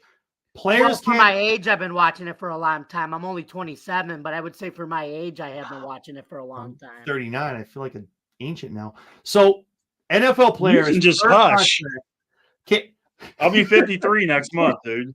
Rich, I took the bullet for you. Come down. Yeah, but John, you don't look a day over 19. You look. Oh, I love you, Jay. I can't. Oh man, damn, we gotta go to a game, bro. No, Okay, so great. seriously, NFL players It's can't getting deep in here, can't boys. appear. They can't appear in beer commercials. It's a rule. They can't. Travis Kelce did in the Bud Light, exception to the rule, Why? Why? because he's dating Taylor Swift. Thank you. Obviously, I'm out. That's it. That's it. like Sierra, you're out. I'm telling you. It's just I'm old enough to I'm gonna be 40. I'm old enough to I'm not shaking my fist at the sky, but I'm old enough to be a purist of where no one is above this game that we hold so sacred for 9 hours once a week for 18 weeks. Well, 24 if you count the Super Bowl. No one's above this. And the fact that they're getting all this is taking over this game is blasphemy. I understand it's $1 billion market. All of us, I'm sure, are in fantasy leagues, right? I watched it. I look forward. I don't work Sundays. I'm grateful. I'm very privileged to not work Sundays at my job as a general manager. I'm so happy. I get the whole game package on YouTube, the whole nine. But the thing is, like, it's so sacred to me, and I just don't want anyone outside of it affecting it. And it's so hard for me to sit here, aside from that punt that if you did it 100 more times would never go off the foot of a Niners player. How can I sit here and think that the Chiefs were not pigeonholed into that Super Bowl win? I'm not saying it's fixed. I'm not. Don't do that. I'm not. But Rich, They still Rich, won in Rich, 2023, even before they I- still won no, the year before. they earned that win. They earned that win. And Shanahan can't beat Reed because he needs to get off the schneid and remember how to coach when he's up by 10 with 5 minutes left. But if that ball doesn't go off his foot, and then whatever else happened after that, and we go into overtime. How can I sit here, even as if a casual fan, that somehow you don't go, oh well, Taylor Swift likes the Chiefs, so maybe. You can't have that kind of shadow of doubt. You might as well let the players bet on the game. You can't let that kind of influence where you're changing game times, game slots, game days, and now you're going to choose that team's winning a championship. You cannot have that kind of shadow of doubt in the NFL. Guys, I got to I boogie just hope out, we don't man. get, I I got hope we an don't early get morning canceled tomorrow. for false accusations there, John. I love what we're talking about. hold on. Oh, Hold on. Rich. Yeah. See you, Yeah. Rick. Guys, Rich, it's been a pleasure, John. We got to do this, man. We got to do We got to do a We show. gotta get Adam, going. tomorrow? Let's go, baby. I'm down. Adam, tomorrow I'll reach out. talk about for tomorrow. Huh? Obviously, we hit 5 bombs tonight. Yes. Robert Scalise is getting wild. Your favorite player at first base. He's on fire. It's 12 Damn. Damn. Yeah. Yep. We'll do it tomorrow, man. All right, buddy. Thanks, guys. Hey, been a Hold pleasure. you real quick. How you doing, Rich? Say again, John. See Say you, again, Rick. Adam? How do people get a hold of you real quick? You can hit me up on Twitter at Go Big Go Home Pod, or hit me on Facebook with my name, Rich Richardson. All right, Rich. I'll see you Been a tomorrow. pleasure, buddy. guys. Y'all have a good night. See you, Adam. All right, And the three then meet, and then there there were were three. You picked Listen. my brain on that one, didn't you? I just I'm said not a conspiracy. Listen, I'm not a conspiracy theorist. I'm not. I love everything. I love the fact that social media is into everything, man. I live off of that. If it wasn't for that, my page would suck. I'd have no livelihood. I'm just saying, like, it's so wild that one person could like influence an entire league, and it's tough. It's tough to have that team win a championship. Like, they won it fair and square. I'm not. Again, it's tough for a Niners fan, for someone like me to say that. They're like, oh, you sour grapes. I don't. I acknowledge the Chiefs. They did a great job. They won it. You kick that punt 100 more times, it doesn't bounce off his foot. It's a one-in-a-lifetime thing. And it sucks it happened on Super Bowl Sunday. But Taylor Swift is literally making changes on games, times. They're switching their schedule around. How it's so easy to sit there and go, well, of course the Chiefs won. That's what Taylor wanted. And it makes sense for him to walk around on her. Now he's appearing on her concerts, which was the last piece of the puzzle to drop, the last shoe to drop. Now he's on her concerts, doing whatever the hell he does on stage, and he's going to come back next year. If you're going to sit here and tell me what, Adam, you can tell, are they favorites right now? Without looking, do you know if they're the favorites right now to win the Super Bowl next year? Are they going to run it back 3-peat? They must be, right? They got to be one of the top runners. They've got to be the number. I think it's Chiefs 1 minus whatever, and I think the Niners are plus 400. It's not much. The Niners are. It's going to be. Everyone's looking for them to run it back because the Niners, aside from Brandon Ayuk, hopefully they bring him back. Aside from Ayuk, the Niners bring back 99% of their team, and God willing that the Madden curse doesn't apply to CMC. So, Oh, speaking of CMC, congratulations, buddy, to getting married to Olivia Copo. You deserve that, man. dude, for real, bro. Shout out to CMC, bro. Dude's living his best life. She's pretty too. No, dude, he's a great guy. And again, I don't believe in it. I really don't. I don't believe in the Madden curse. Obviously, a lot of people are like, "Oh, McCaffrey's due. He's been injured." But with Debo there, I love think CMC. I like. Don't forget his father was a great player too. Great wide Oh, dude, receiver. his dad was at the Super Bowl, man. That man was almost in tears when they lost it, dude. It was so nice to see him. A lot of people forget about that. He's a second-generation guy. McCaffrey, do you guys remember back to when the trade happened? ESPN ranked it a C minus. What did for the Ed Niners? wasn't happy about that probably. But no, they were like, oh, yeah, Niners got fleeced. We got fleeced, huh? Oh, okay. Talk to the Panthers. See how that worked out. The only thing the Panthers got out of it was cap space. It's a picks, yeah. But no, honestly, no. At the end of the day, listen, to put a whole bow on it and bring it full circle so we can finish it up and talk about something else. Like, I like Taylor Swift. I know we're live. I like Taylor Swift as a performer. She's a great person, very talented. No qualms, no problems.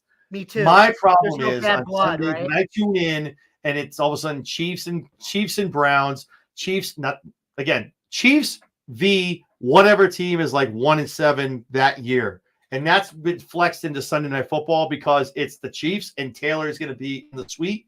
That's my problem. Now you're affecting my Sunday night and what I'm watching, and I don't think it's fair to a lot of other fans and owners. But other than that, I will digress. I will quiet down. I'll step down off my soapbox. So, but other than that, I'm very, very excited for an amazing 24-25 NFL season. And John, I wanted Jason and Rich to hear this, but I always go back to this. I was going to change the subject because we were getting too heated with the roughing the passer thing. I was going to ask Jason and Rich because you and I love the new kickoff rule. Remember? I do. No, we do agree on that. I think it's going to be amazing. You guys remember watching it? You can go on YouTube right now. You can tune in. You can put in you put in "Here Comes the Boom," and they put it to the Nelly song.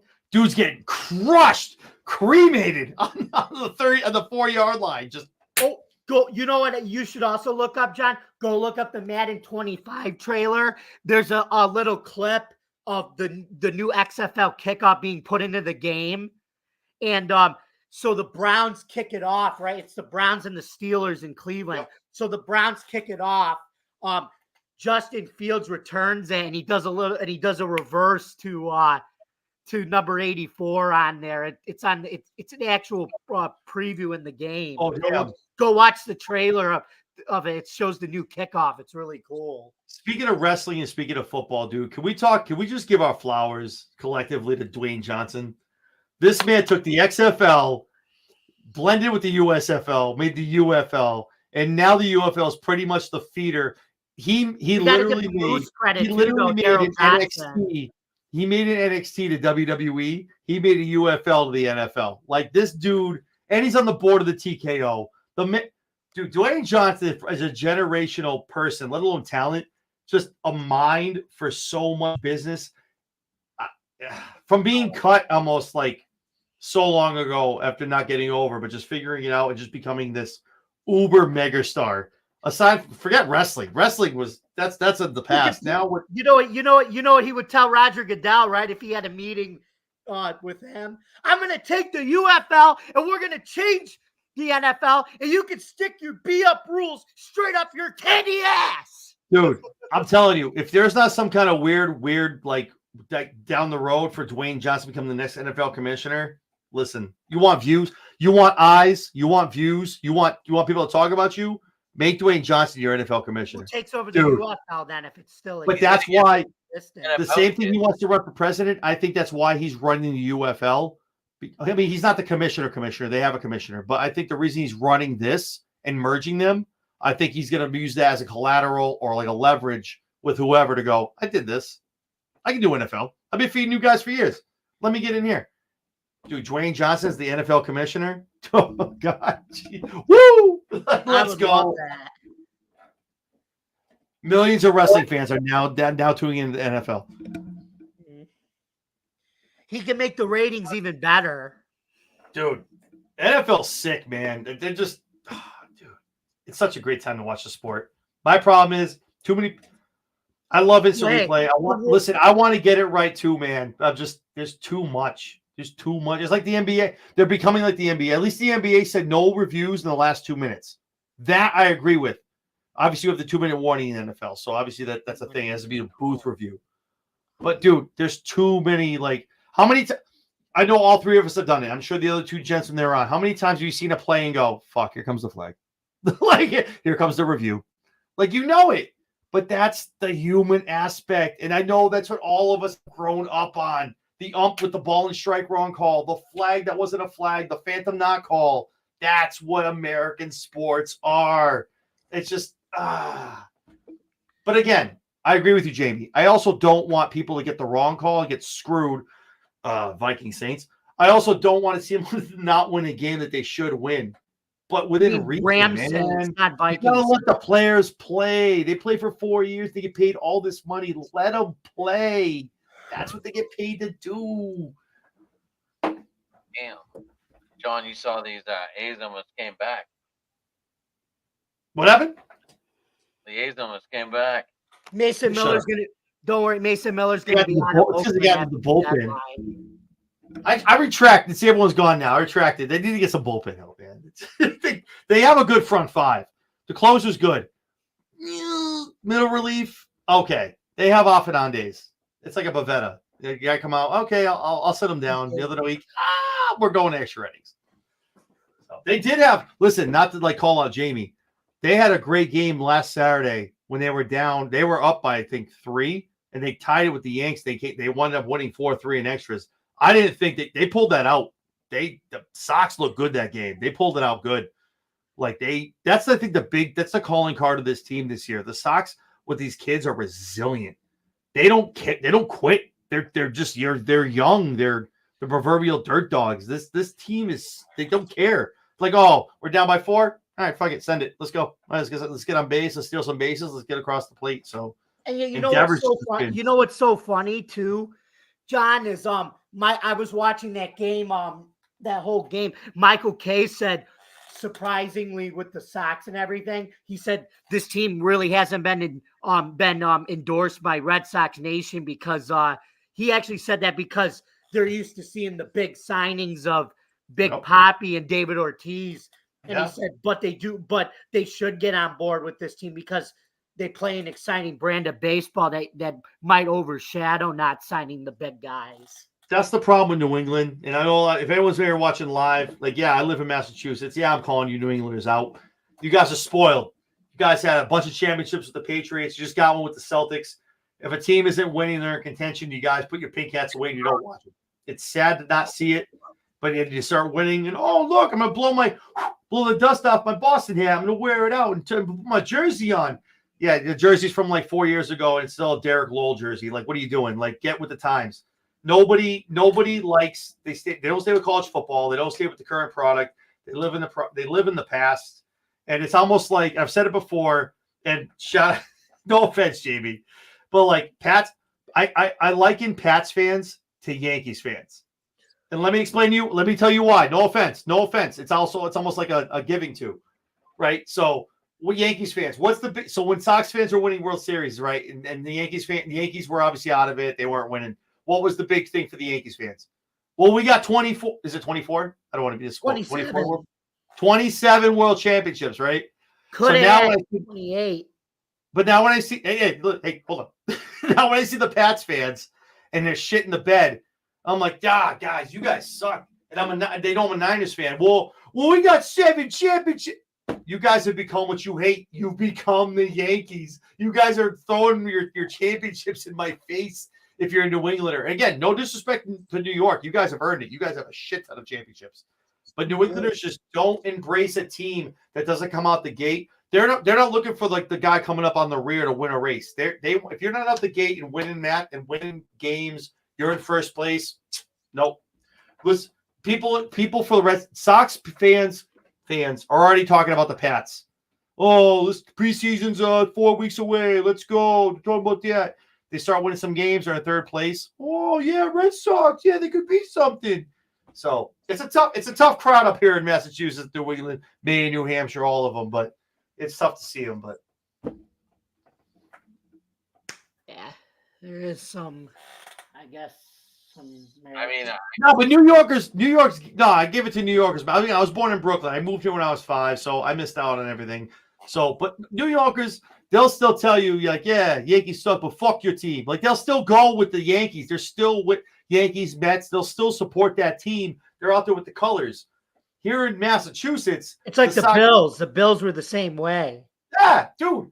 Pat, how many Pats fans? You couldn't find a Pats hat for miles in this state. Miles when they were shit in the bed, when they were under Belichick. And even the 2 years, 2 3 before that. Nothing. We were in Super Bowls. Oh, well, we got championships before. Like, that's why I give so much credit to every other fan base, except for Dallas. Every other fan base in the country that reps their team no matter what. You come up here and it's like, oh, we don't win, so yeah. What's the next season coming up? Okay. Now it's Celtics, right? People, they know the Sox probably aren't going to win anything. They know the Pats suck. There's people that already can't wait to talk about the Celtics in 4 months. Not even talking about the Pats. It's just a weird dichotomy up here in the Northeast, man. God bless you guys living where you live. I live right outside of Pittsburgh, so Steeler fans are, but Oh. Steeler fans are like Bills fans, Adam. They've been supporting the team for a long time, no matter what. When's the last time the Steelers had a losing record? oh god. Yeah, exactly. I know. Exactly. I think I know. Just to let you know, Tomlin is an unsung hero, and God bless. Don't say that to him. Don't He keep him hates on. Tomlin. I've gotten into arguments with him about Tomlin. He hates Tomlin. This guy hates Tomlin. You don't like Tomlin? He You don't hates him. All the Pittsburgh people watching this live, you don't like Tomlin? you don't win trophies for going 9-8. I'm not, but still, okay. You know what? I can't argue with that though. I can't even get mad. You're not wrong. To let you know, John, back to your point, he is 8-9 in the playoffs. I know. They get the regular season dub. They get it. Okay, we're good. And then they meet, and then exactly they get into the playoffs, and it's. We haven't won a playoff game since 2017. I know. And this we're talking about. You could thank the Pats first of all. You could thank the Patriots for a lot of that. First of all, like you could. I don't give a shit. Like we still have. No, I get it. I mean, I'm to the point too. I'm on. No, go ahead. Good. Shows with Gina. One of her friends that was on there. While we said, I'll trade you Shanahan for Tomlin, and I said, I'll take that bet all day long. I'll take that trade. Well, if you want to lose 5 minutes left in the Super Bowl, that's fine. You can do that. That's fine. At least you're playing them in February. I know. I get that. But if you also want Shanahan's thing is, one, he's 0-3 against Reed. I don't know. I'm going to go way back. I'm going to go long-term storytelling. I'm going to pull some WWE shit. I'm convinced. Bet money on this. I'm convinced the Pats are still screwing over my team. They did something to Shanahan in his head with that comeback in the Super Bowl. There's something wrong with him where he has a lead. And I swear to God, if it happens again this year, they run it back. Let's say it's Kansas City and San Francisco. That shit happens a third time. That you can't even make that up. If he's up and 5-6 minutes left and he blows the game, you can't even make that up. Yeah, That's but I just think there's something wrong with Shanahan. He gets a lead and he forgets he has a running back, and he's like, "Oh, go ahead, Brock, go throw it 14 times." What the fuck are you doing? He's a ground and pound type of coach though too.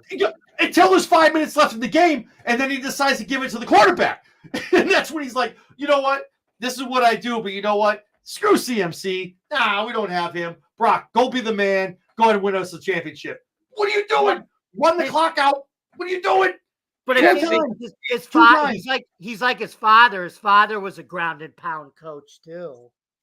When it doesn't matter, though. When it doesn't matter. I need a ground and pound guy in the last 5 minutes and 10 seconds of a game.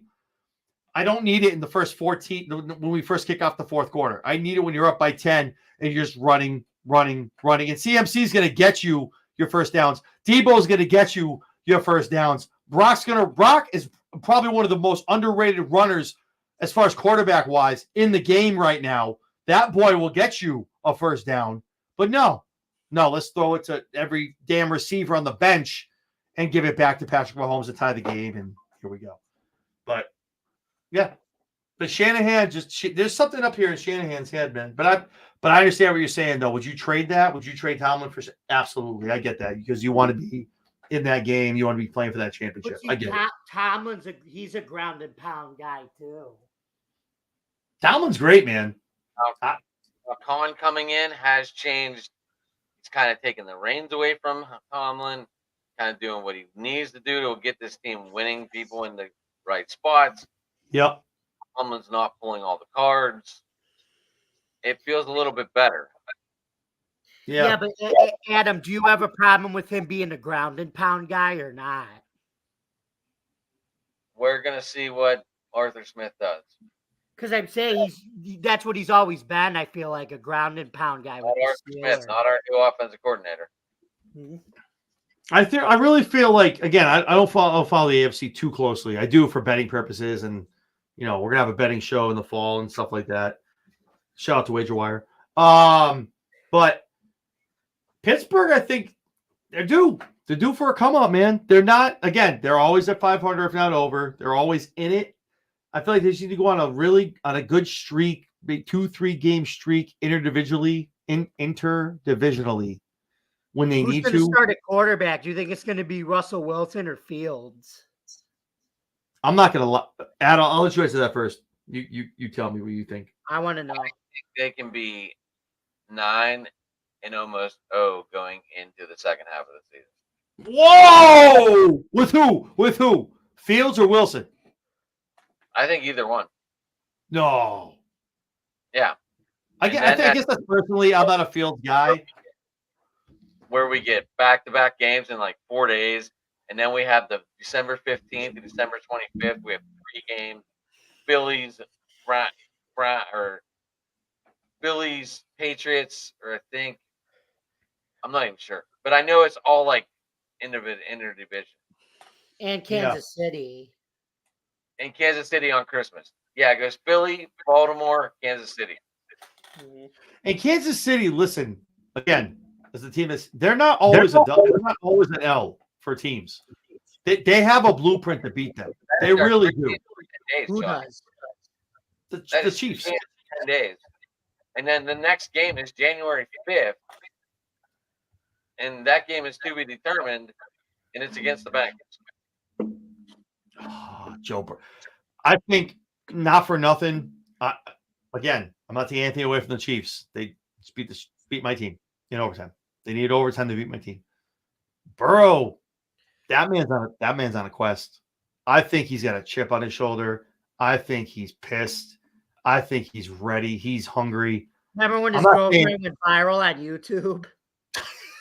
And everybody said that took away from Taylor Swift. Take it, Taylor Swift stuff. Keep it football.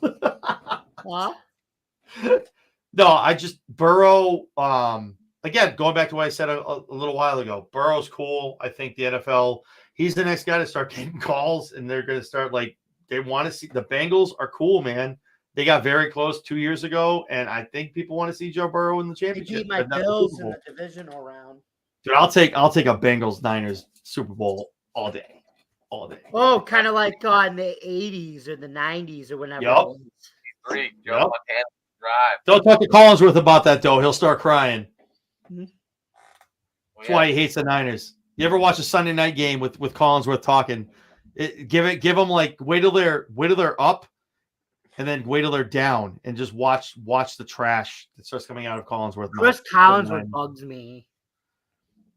I honestly, man, these guys get paid a lot of money. Do what you got to do, but there's so much. You will get a guy like Chris Collinsworth. You look at Romo; they have so much bias towards certain teams, and I'm like, it's not even. Yeah, but Tony Romo's knowledgeable when he calls all the plays and everything. When he goes to that, though. Yeah. No, but when he says other things though, he's just very towards certain teams. Collinsworth, I watch every Sunday. Again, I watch a lot of football. I'm in a fantasy league. I do the betting.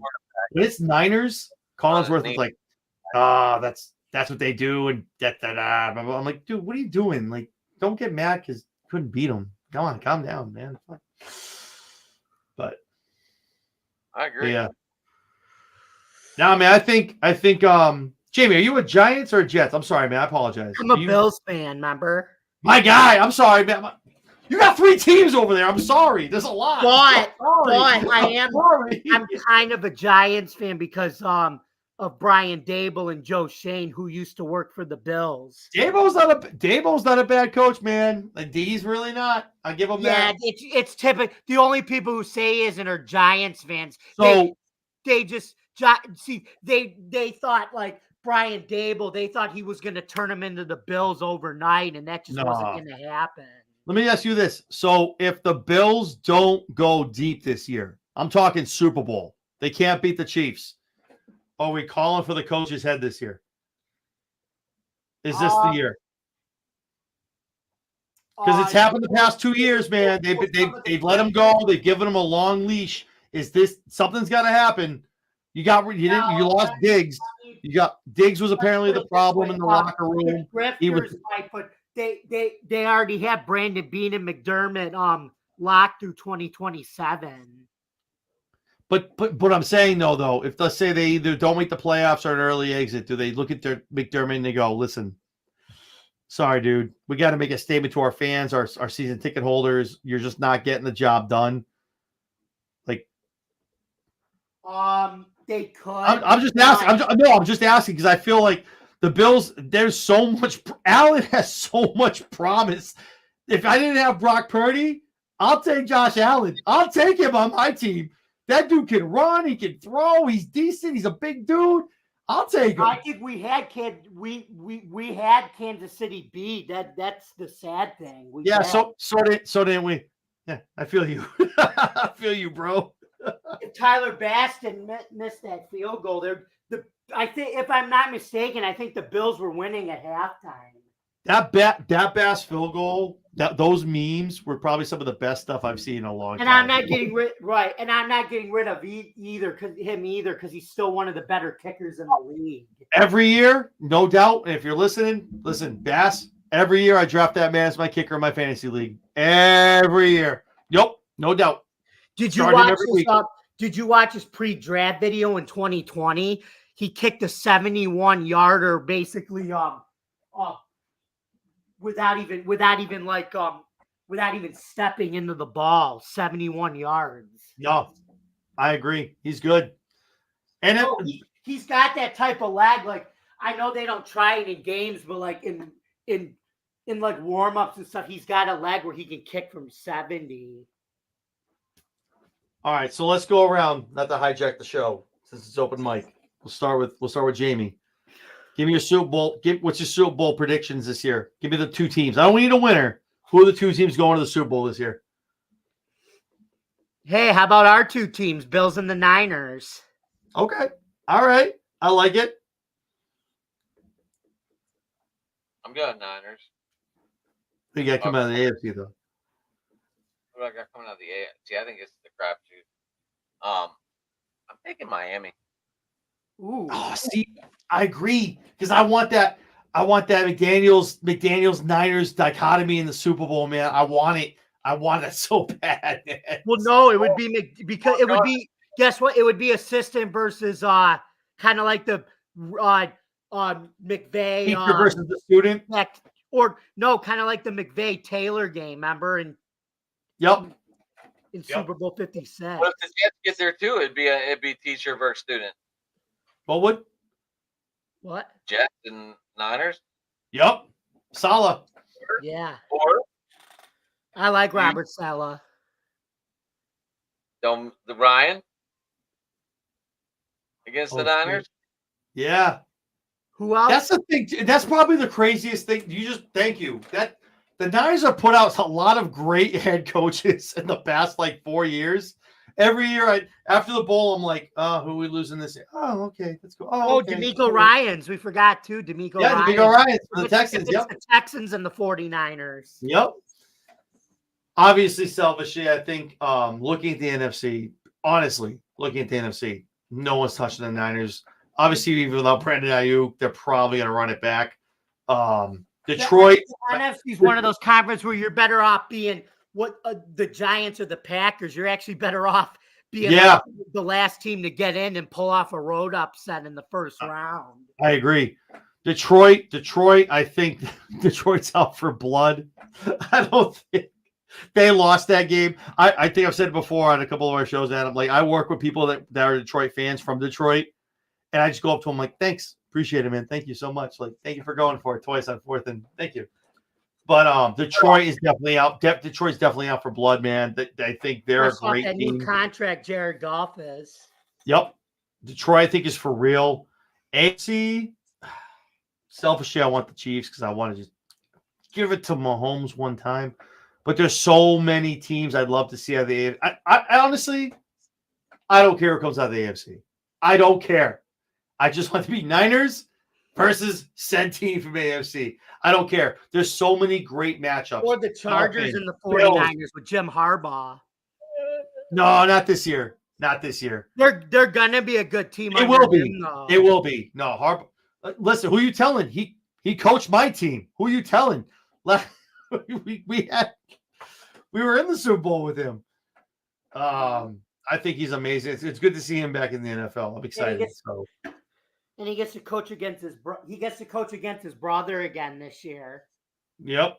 Is that at Baltimore or is that in is that in Vegas? You mean Los Angeles? Los Angeles, sorry. Let's see. Oh, they did the matchup. I I forgot. think it's in Baltimore. Sorry, Yeah, I they almost Thanks I for almost saying. Googled John, I almost mistakenly Googled Carissa Thompson by mistake. You know who she is, right? Yes, On Fox. I do. You know We have a she couple of and people that follow us from Fox and from NBC on Chair Shot, so we're pretty lucky. she's good friends with Aaron Andrews, and they have their own podcast. Love Andrews, man. What? John, we are live on your channel tonight. There we go. So she's watching. You got it. Who? We EA or definitely- Carissa? So is it in Baltimore, Los Angeles? It's at Los Angeles. Okay. Oh, they're bringing. Of course, they bring it to his home turf. Make John work for it. Okay. November 25th. It's Monday Night Football at 8:15. I just love how the Pats up here have all their games at 1:00. They don't see a month. I'm going to the Bills Patriots game on December 22nd in the club seats. In New England? Buffalo. No, in Buffalo. Oh, Orchard we're Park. at the Sorry. casino. Let We're at me the get casino. technical. Orchard Park. yeah. At my sports bar, we have a deal with Bud Light. They run all 3 nights of football, and we're getting club seats in Foxborough. Now again, I'm not a Pats fan, but you get to go on the field, get to roam around. You're right by like where they come out. Again, it doesn't matter to me. But the cool thing is, shout out to Bud Light. You get to pour your own beers with the tap. Mhm. Fill your own cup as much as you want. That is cool as shit. I'm so excited for that. I don't know what game I'm going to, but Might be The anything, Magic- man. So it's kind of like the Magic Tap is back. Remember, the Magic Fridge is back. That Bud It Light really commercial is. back in the day. Magic, one of my Fridge. managers who went last year, Magic he showed me the pictures, and I didn't believe it. I was like, oh shit, okay.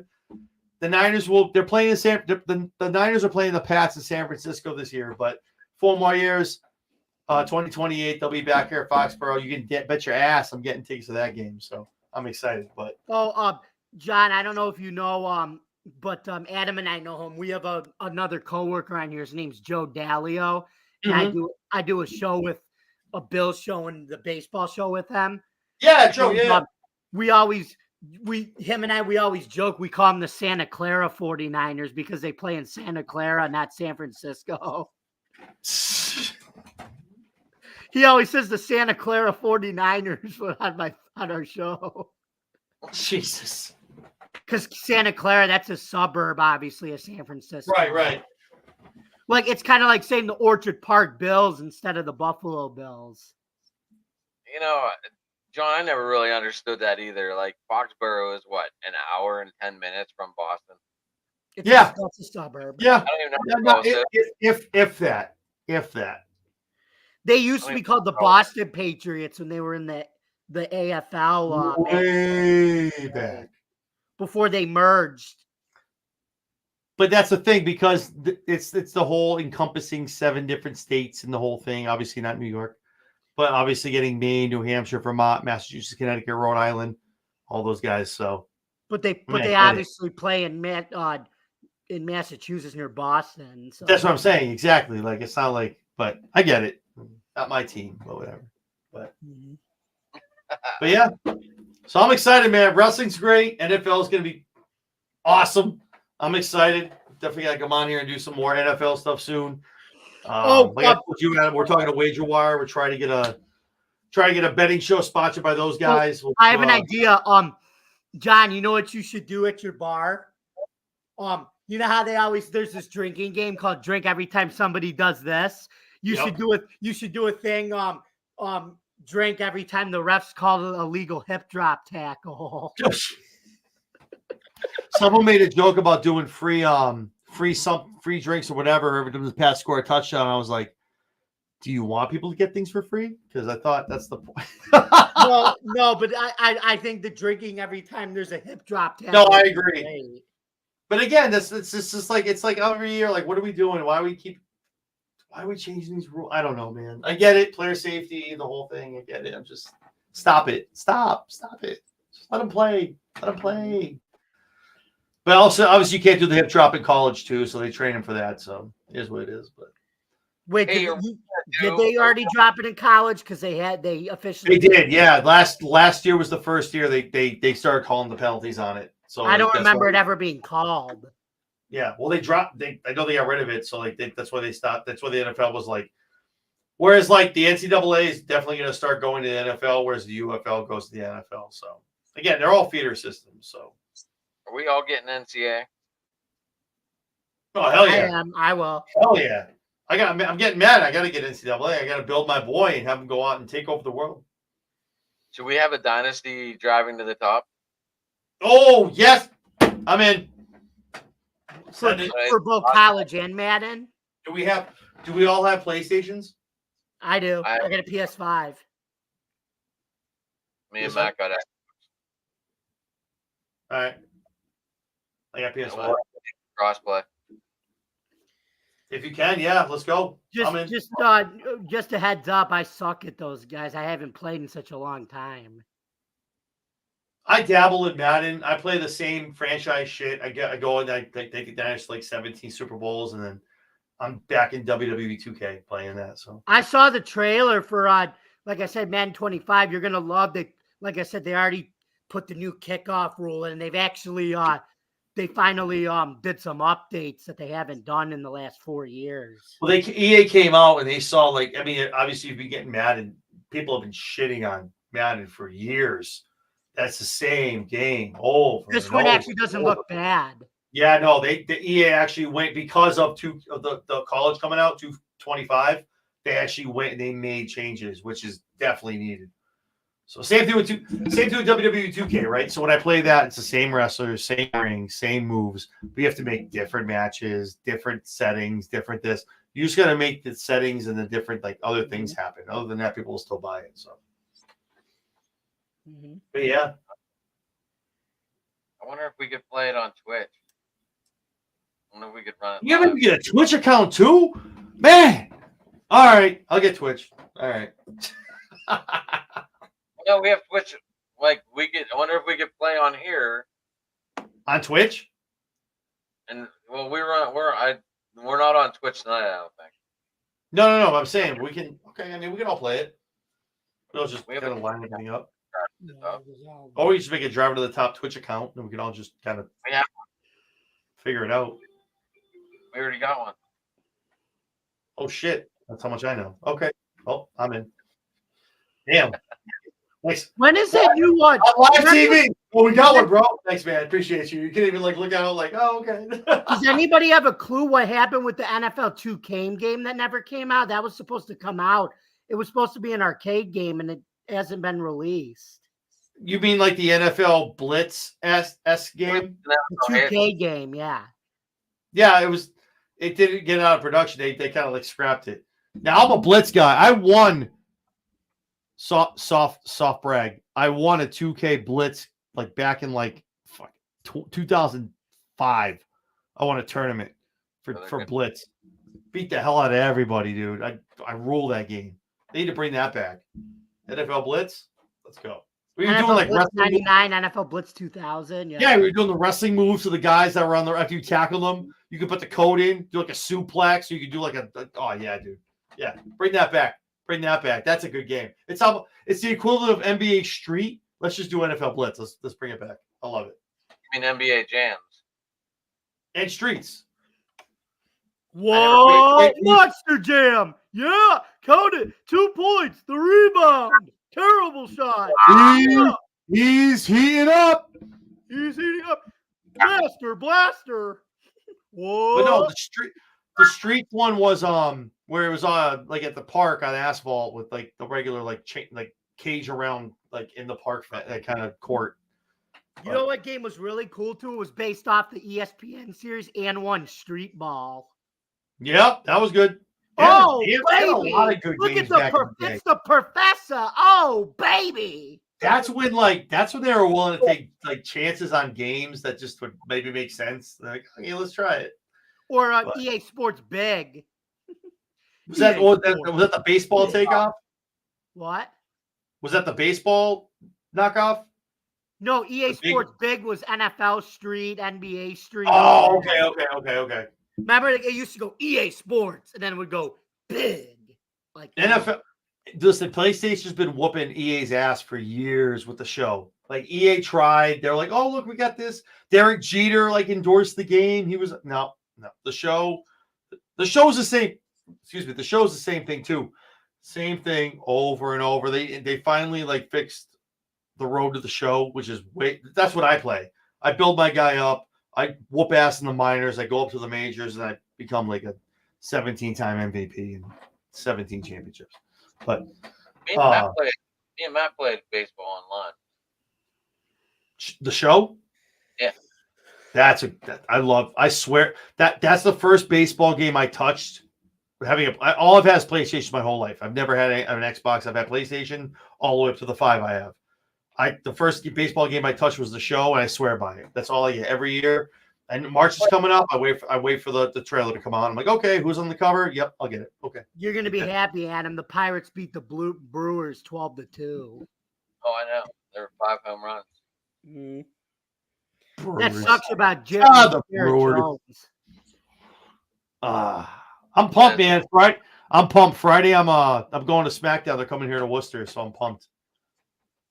We getting Excited. a live broadcast from there. Whoa, careful. I don't want to get canceled by DCU. I'll do a little bit of a, hey, this is where we're at. And I'll maybe tag them in the feed. They don't like that. But I'll be on the concourse. So I got my seat. I'll get a little bit. But they don't like. Go live on your phone. No. They don't like that. But if you're at the seat and you're kind of talking as long as before the show starts, they don't give a shit. You could be there for 2 hours. At least you can have your phone there. Did you know when you go to the Masters, you're not allowed to have cell phones at all at the event, and if you do, you get banned. Yeah. Wrestling is the last event where you can carry your cell phone but now they watch, like if you're doing one of these, like they'll come right over, they'll take your whole phone. NFL still lets you have your phone. Yep. NFL's so broadly watched though. I feel like with like Red Zone and YouTube and just regular networks, NFL is just everywhere. Mm-hmm. I want the UFL to get bigger, man. I still feel like this year it was good. It felt very XFL to me. I want the UFL to be that summer league. And people are so funny. Like, we want football in the summer. Here's football in the summer. Oh, this sucks. What? It's not the Bengals and the Chiefs guy. It's summer league. Like, what do you want? Like, it's football though every week. Like, go ahead and watch it. But people just don't watch it. They get pissed off.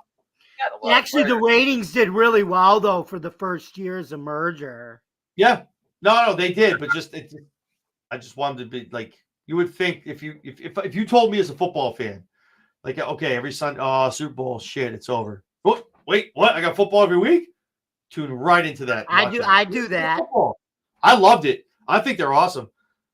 Who won it this year? Was it the Renegades? No, the Stallions. They beat Stallions. They beat San Antonio Brahmas. They shut them out. They got some good teams, man. They really do. I mean, they have a couple teams that kind of shit the bed, but they have a good. That was the problem with the XFL. A lot of the teams were like up at the top, and it was just like those three and everyone else. So that one everybody else team ended up going on a run and winning the championship. The Renegades. You need to not have so much AFC South and have more so AFC NFC North like up here. But no, it's it's a good league, man. Dwayne, obviously he doesn't do anything. I'm convinced that the UFL is in cahoots with the NFL, and everything they do goes through the commissioners. Commissioner goes to the owners. Everything they do, all that money's getting funneled into the UFL because Dwayne Johnson's you know how You know who we also have to give credit to? The Moose, Daryl Johnson. He's involved in that too. Yep. I think it was a great move. It was, honestly was, man. The USFL sucked because no one watched it. The teams weren't great. XFL, At least you had the Mullers, though.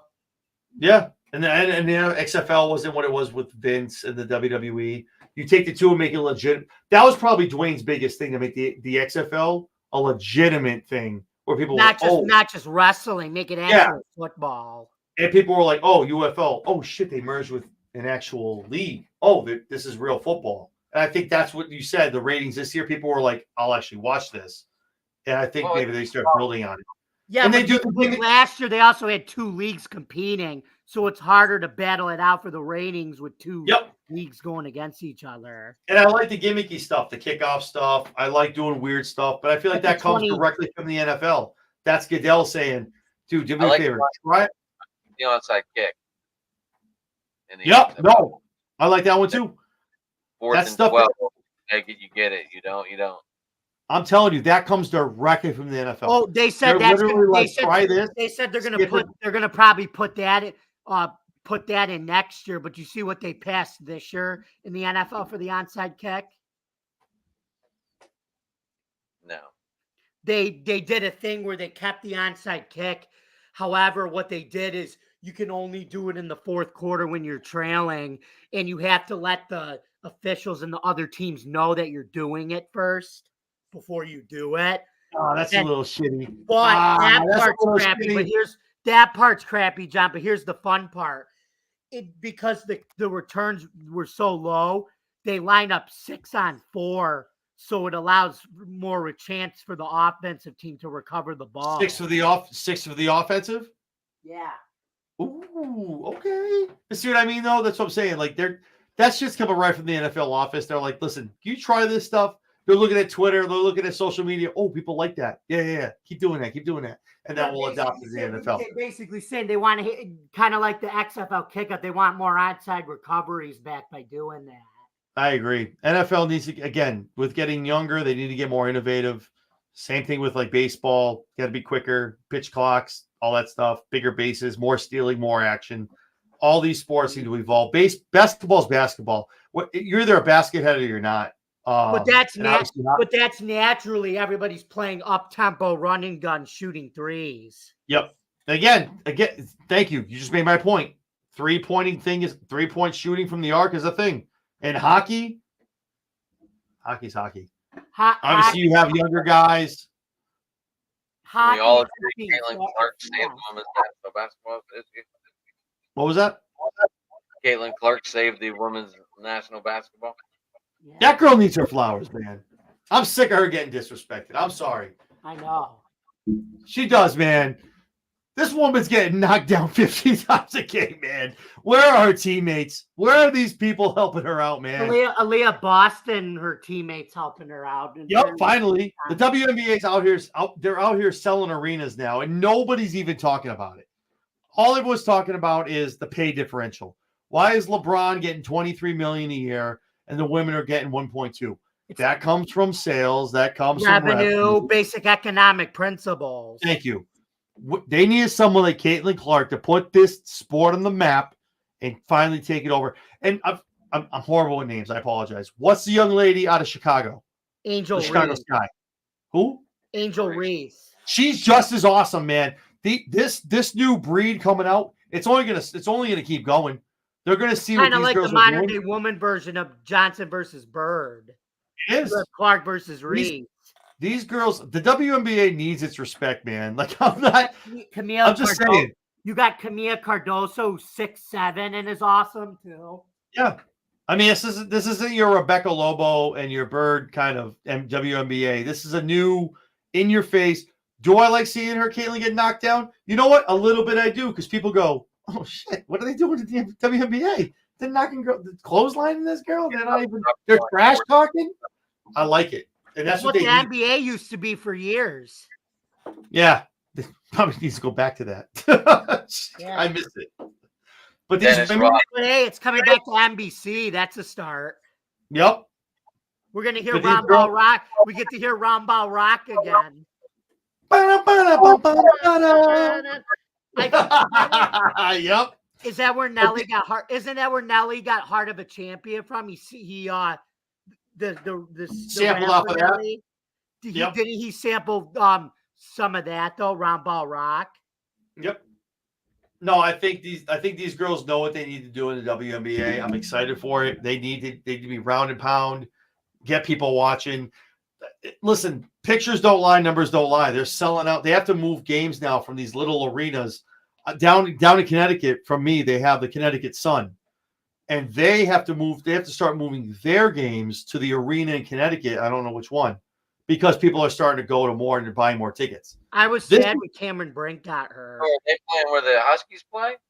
I think so. Yeah, they had to move a couple of games this past 2 weeks. This is what the WNBA needed. Caitlin Clark, and this girl is going to put a cape on her because she didn't make the freaking Olympic team this year. She should have. I push back on that. I think the next Olympics is good for her. I think that was a force. She'll be able to start. I feel like that was a force. Time out. Remember what everyone said about that kid from Chicago? Oh, the next Olympics he'll be there. And then he tore his ACL and he was never the same. Derek Rose. I know. I just feel like she was a little bit of a force, though. That would be a little bit too much. She wouldn't have gotten to really play that much this year anyway. Yeah, but no, I just. Funny, but I'm saying because you still got the old guard that wants to finish out their career. What was that? I think that's what their record is in the playoff in the Olympics is 70-9. They've lost 9 games. Yeah. Because they were running like Sue Bird out there and Rebecca Lobo and Birthday boy has checked in. Hey Dylan! Happy birthday, big boy! Happy birthday, Dylan. We've been waiting for you, homeboy. Yo, this live's about to go like 5 hours. Let's go. Like I'm about to go make another drink. Yeah. Screen hack. I see it. Nice job, John. Happy birthday, Dylan. How old are you, big boy? Happy birthday, Dylan. 32. God bless you. I'll be 40 this year. Oh, God bless. 32. Congrats, bud. That's awesome, bro. Am I the elder statesman of the group? No, I'm 45. Okay. And Adam, you don't work the day over. I'll be You look a day 28. over 32. Shut up. And you know what I already said, John. I'm 20. It's the Scully. The Scully keeps you young. You already said, and I already said, John, I'm 27. I'll be 28 in November, the 18th. You boys look young, man. God bless. Jesus. If you could find a way to get the Scullies to run, like, give us promotions because you're in Boston. We gotta run. You and me gotta sit down and talk about this stuff, man. We gotta figure out some stuff. We got a whole bunch of That would be cool though if you and I went to a game though, John. If we met up or something. I'm down. Listen. The Bills come out here to the Pats. Don't play. I'll beat you out in Foxborough, man. Sure. Awesome. Another one right here. I have 5 in my. I need to start. I went to a weird hairstyle stage like the past 3-4 months. I was always about the fitted caps. Always about the fitteds. I feel like Scully's is my next evolution of me going to hats. I feel like I need the Scully. Oh my John, I have obviously you just saw I have 5 in my vicinity. And all right, I gotta get on board, and we gotta make a pitch. Yeah, I'm all about it. I have, like I said, 45 of their hats. Jeez. Dylan, how was the draft, man? How'd everything go? Finally got a Lamar stack. Mark Andrews stack. That was your goal tonight to get a Baltimore stack? Yeah. So we were talking, we did some talks. We were talking a whole bunch of wrestling, a whole bunch of football. I talked to Jamie. I asked Adam, who do you think, AFC, NFC? I don't need a winner. Who do you think's coming into the Super Bowl, AFC, NFC this year? In New Orleans this year.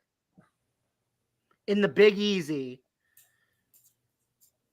And Fox is bringing the game this year. You got a new Gatorade towel for the Jaguars? You get that for your birthday? No, I've had this for a while. You had the white one before, didn't you? No, it's a white and a black one. All right. So wait, Dylan, who do you have as your 2 Super Bowl teams? I've got a couple teams in mind. I'm not going to reveal them. But I'll tell you this: my Super Bowl bubble is a lot smaller than it's been in years past. Mhm. How you First feel year- about having Mac Jones on the Jags? As a backup. I feel like Mac Jones could be one of the league's best backups.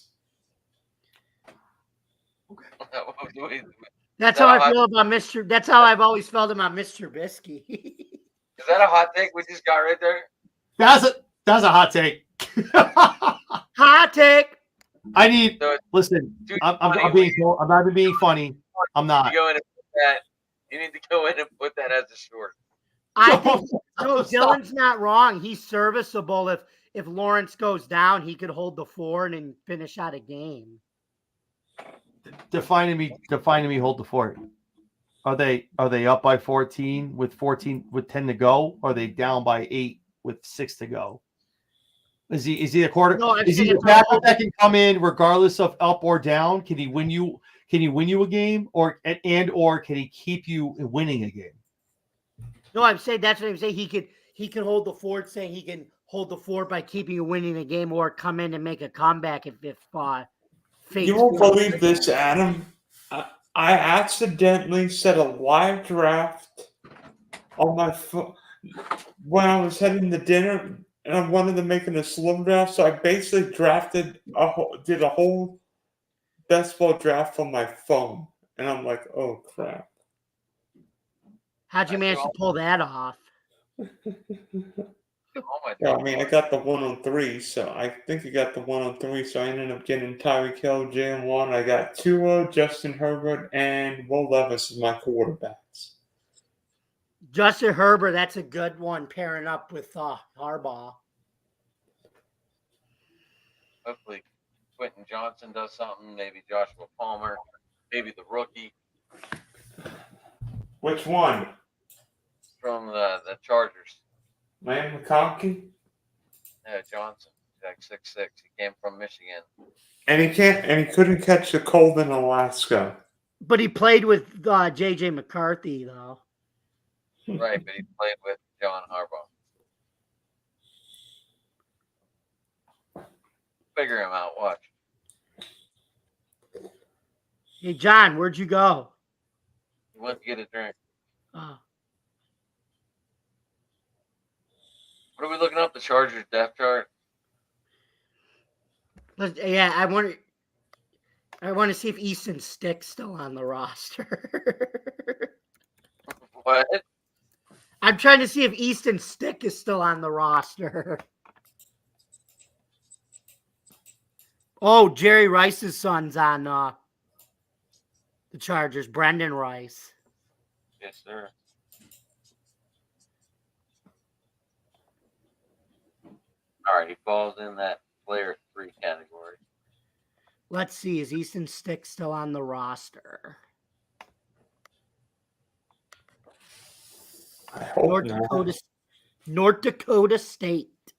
Hey, it's same school that Carson Wentz went to. Yep, and Trey Lance. Oh gosh. That Did you see only.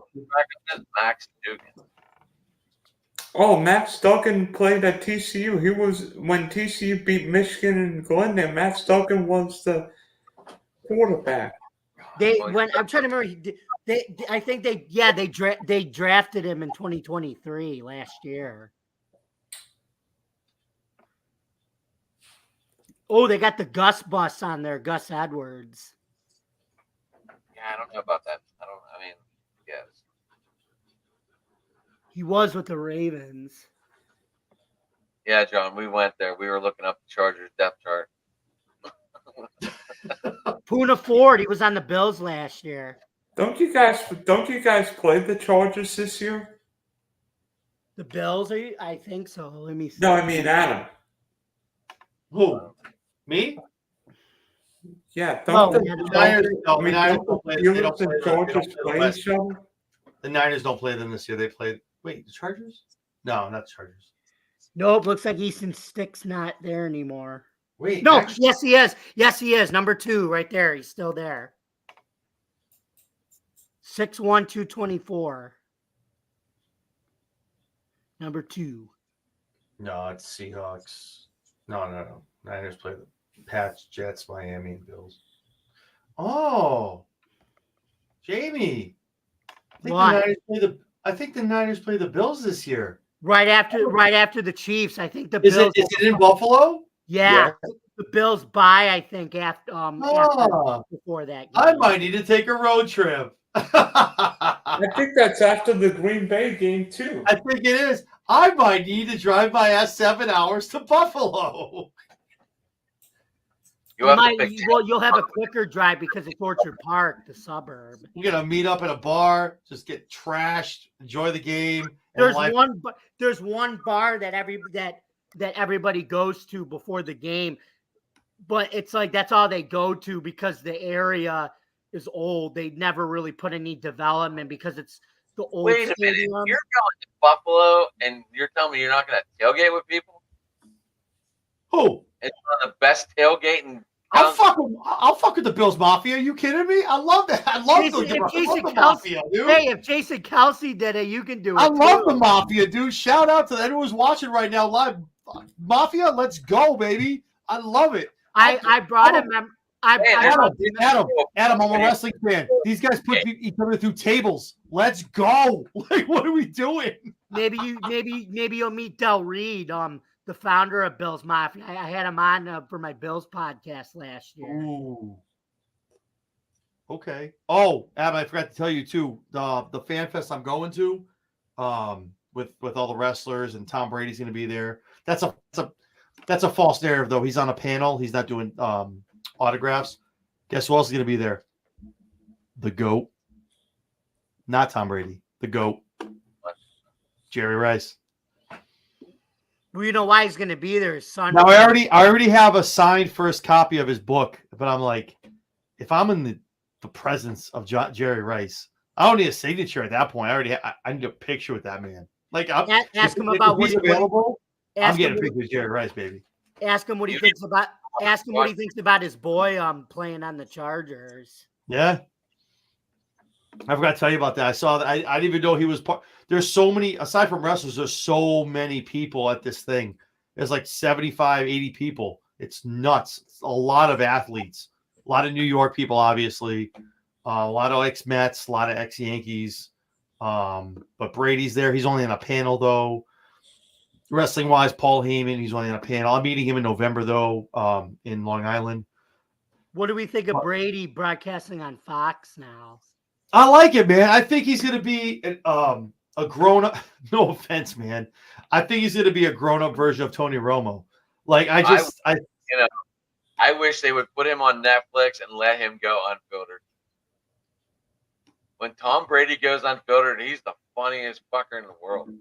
No, he is. Especially when he AKA his roast. Check out his roast. And his team's lost. Gosh, I never laughed so hard in my life. I mean, some of the shit he said, I was just like, I love it. Oh, some of the stuff you could tell was off the cuff. It was off the cuff. Some of it, I was like, oh shit. On his Netflix roast. The cool thing is that whole Netflix roast thing is Kevin Hart and I forgot who else. I think Nikki Glaser was on it too. Oh, she slayed. She came to Fox. I didn't get to go. I heard she's amazing, but I saw her twice. She's funny as hell. She is, right? That's what I've heard. She's awesome. Kevin Hart and Jeffrey Ross are looking to have a GOAT series roast. So Brady was the first. Then Mahomes. There's talk of other folks in sports. If not, again, GOAT is really sports oriented. So they're thinking about going sports wise, like down the road. Me personally, if I had to see a roast right now of an athlete that's not Tom Brady, I want to see LeBron James roasted. I don't think he could handle it. No. Dude, I'd be pissing my pants. Pissing my pants, LeBron. No, but he's a sensitive baby though, LeBron. He'd take it though, because you get to call, like, I guess you get to call your what's it called? Not a diaz. What's it called? The group of people are with you. I forgot. It starts with a D. I forgot the word of it. But you get to pick those people. but there's also guests that Netflix has to bring in. Dias. You get to bring those in. But Netflix is to bring in those people also for them to roast you as well. So you get to pick your own people that are going to talk shit about you. He'll be okay. Like, he'll be fine. He'll be fine. It's Rich for Netflix. Paul, He right? loves publicity. Rich He loves Paul. money. Rich Paul, right? Dylan, he- if you want to bring on your team, go ahead, show it up. We'll roast you for your team. Yo, for real. Like, Well, this is from the 106. Somebody guess who I took? Jason Tatum. I can't. Nice. Jefferson I'm an first. old man. I can't see that far away. Did you say Jason Tatum? I said that. Where are you picking from? Dylan, where'd you pick? 106. Oh, this is is this the NFL or NBA? NFL. Okay, never mind. This is NFL. So Yeah, I was thought like, it what the NBA. hell? Jamie, Jesus. Like, it's 4 months away. McCaffrey, He has a Lamb. basketball draft too. I think. No, but hey, you're off not for nothing. I'll tell you this right now. F Jason Tatum. Jalen Brown's the man you want. So then Jason Tatum just signed a $311 million contract. The That's NBA great. contracts are good. That's great. And he also didn't win the MVP. And guess what? Ownership's selling their team. So who knows where he ends up in the cards in the next 3 to 4 years. So hey, that's great. You can get all the money in the Jason world. Tatum's going to be starting for Plus Team two, USA. Tatum has to play the jock tax, which Michael Jordan made a thing a long time ago. He's actually losing a lot of his money because of the jock tax that Michael Jordan instituted a long time ago when he was on the Bulls. From the 106, I took Justin Jefferson, then Jalen Waddle in the second round, DJ Moore in the third round, fourth round, Lamar Jackson, of course. and who's his wingman? Mark Andrews. Mark Andrews. Yeah. Ah, He's the one to blame for the hip drop tackle. no word of And a then I lie. took Joe Mixon, Deontay, Joey Mixon. Damn, no Niners on that team, huh? That's unfortunate. He had McCaffrey. I accidentally drafted a Niner. Oh, You had McCaffrey on there. I saw it. No, I that didn't. was Roy went to Phoenix. Who'd you pick? no, for no, the Ni- no. who'd you pick for the McCaffrey Niners? went first. Which McCaffrey will go first in a lot of drafts in the next 4 to 6 weeks, for the record. Oh, his brother Luke's on Washington now. Yep.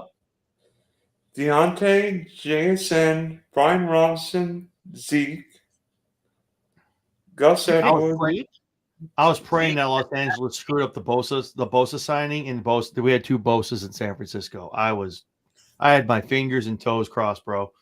I was hoping. Marshawn Right. Lloyd, Kate Auden, Rashad Bateman, Gino. I think this one I accidentally took Elijah Mitchell. Accidentally. Tyler Conklin, Jalen Oh. Hyatt, Elijah Moore, and Josh Reynolds. Not a bad draft. That's Adam, how in we the feel about? Are we doing? I know we talked about it a little bit. I think you and me, or just in general, in other spaces. Like, are we doing a fantasy league? Do we have 10 people? Are we all in like for this? I can do a fantasy league with you. I'm in. Let's all get in. I mean, I don't know how many spaces I we know can Rich hold. won. And I know Rich was in. if we can't do it here on the yard, I mean, we could always all jump in somewhere. Like, I don't know. We won't I put think that we in- would have to do the draft to like sleeper, right? Well, sleeper. We I think could, is- yeah. Sleeper. I use NFL. Me and my league, we use NFL, the NFL draft, the NFL Yeah, Network one. Sleeper because all my other leagues, like 3 of my other leagues, are on sleeper. That way I Yeah. can keep up to date with I'm it down better. for whatever. Like whatever you got, I'll download whatever. I'll jump in. But yeah, if you guys want to set it up, let's go. I'm in. I know if we're doing a dynasty and we do a draft, we want to do IDP. Yeah. Draft and defense is probably. Defense is huge in my my regular fantasy league that we do. The regular. We've been like 4 years now. So fantasy when you get a defense, it's 50 points if they hold the other No, team. this players. Oh shit! Defensive players. Yeah, you don't pick a team. You have defensive Players. players. Let's go. Shit. It's, All right. It's brutal. I'm here for it. But yeah, and Dylan, you in? Wait, what league is it? Probably be a sleeper league. Is it a dynasty or just regular? I don't know. We could talk about this amongst the group. Yeah, I was saying there's 4 I'm of in us. for it. We get the 6 other gents. Talk to Matt. How's Fat Boy Summer working out for Matt, man? I need to know about these what did you say? Peanut butter and jelly wings? Peanut butter jelly habanero wing.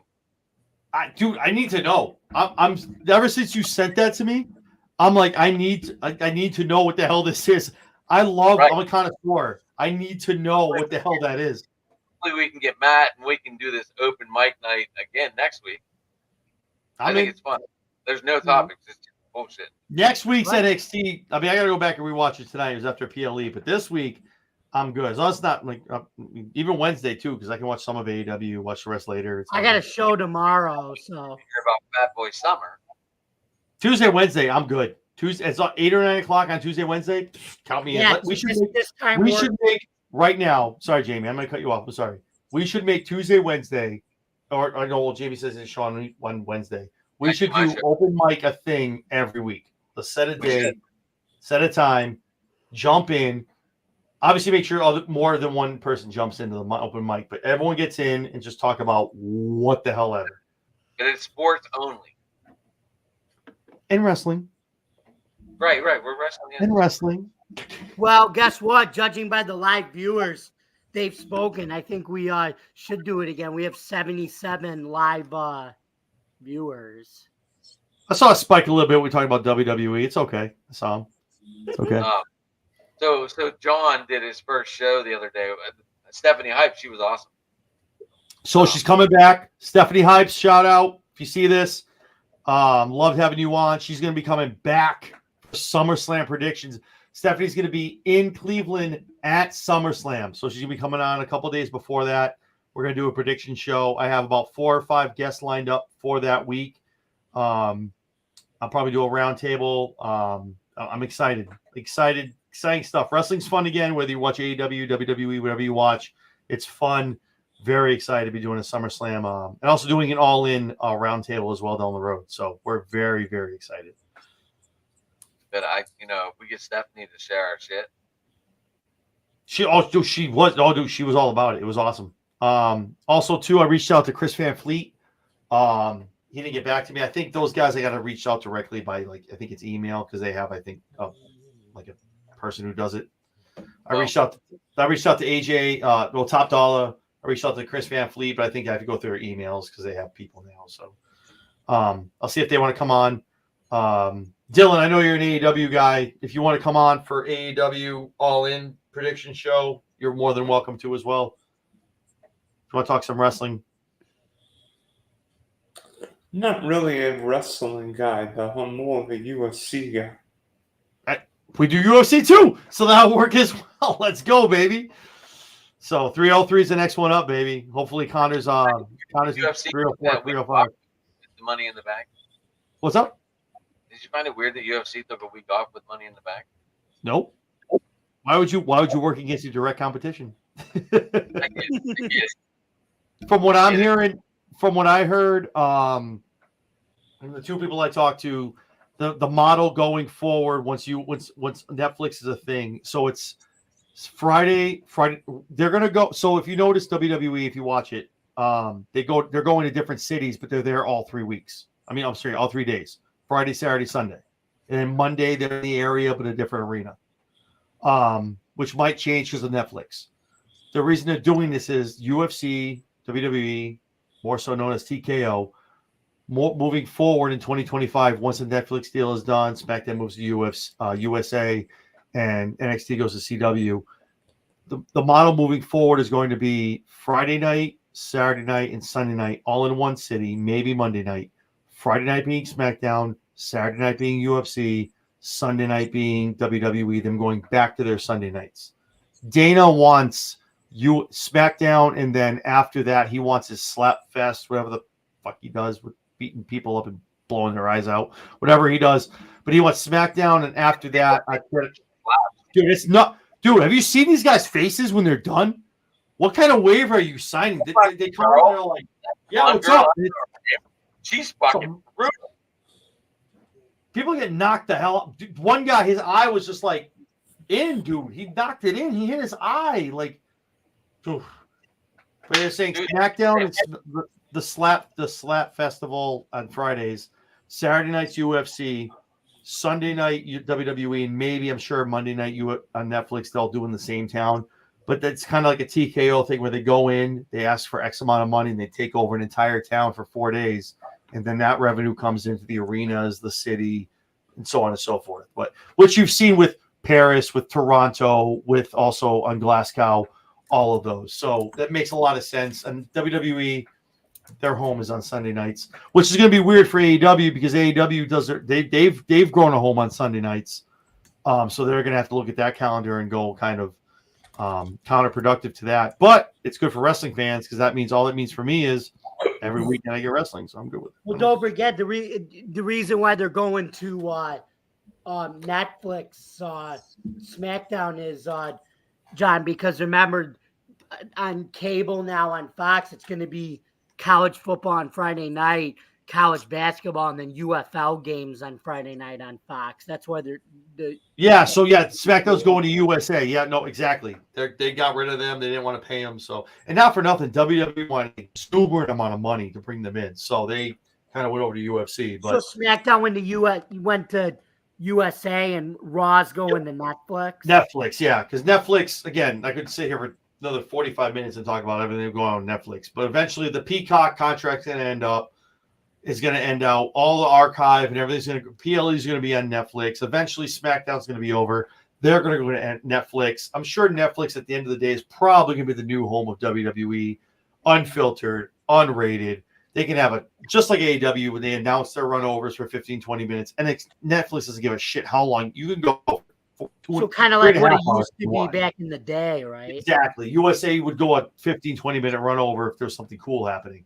But again, I'm excited all across the board. WWE, AEW, TNA's, they're growing up. NWA as well. So, yeah, I'm excited. Wrestling's great, and WWE's hitting on all cylinders, so I'm excited. So Triple H taking this over and pretty much saved the company. Yeah, and it's funny, too, that dude, I was just talking to somebody the other day, they were like, oh, the last time I watched wrestling was when Triple H drugged Stephanie to get married in a drive-thru, and I went, yeah, it's funny because that's art imitating life because now they're married with 3 kids and he's running the company. So it's kind of funny how that works out. No, you know what it is too. And again, I'll give my flowers where they're due. I think Paul Levesque and Nick Khan comes from a lot of communication stuff, a lot of broadcasting. I think he understood what WWE needed to do to evolve. VKM was kind of set in his ways with the back in the 97, 98, 2000 way of things working. Storyline wise, broadcasting wise, how you got the product out to people. It's good for Paul, good for Nick, and Tony too. The other the other brother Khan, right, of Tony. Tony is figuring it out as well over there with Warner Brothers on TBS. They're figuring out how to run storylines, how to put on great programming, and the better the AEW does, the better the WWE does. I'm not a proponent of someone where AEW sucks and AEW is dying. Yeah, their ratings suck right now. A lot of their stars are out. They're out of commission, but those guys are coming back. AEW, as AEW thrives, WWE thrives. And I think it's great to have 2 different products. You have 2 different. You don't like chocolate, you can go have vanilla. You don't like vanilla, you go have strawberry. It's the more, the better for everybody if you're a wrestling fan. Wrestling's wrestling. Everyone should just support your favorite wrestler. Those guys are out there busting their ass. So I'm just a fan of it all around, altogether. I'll save my questions for open mic night next week.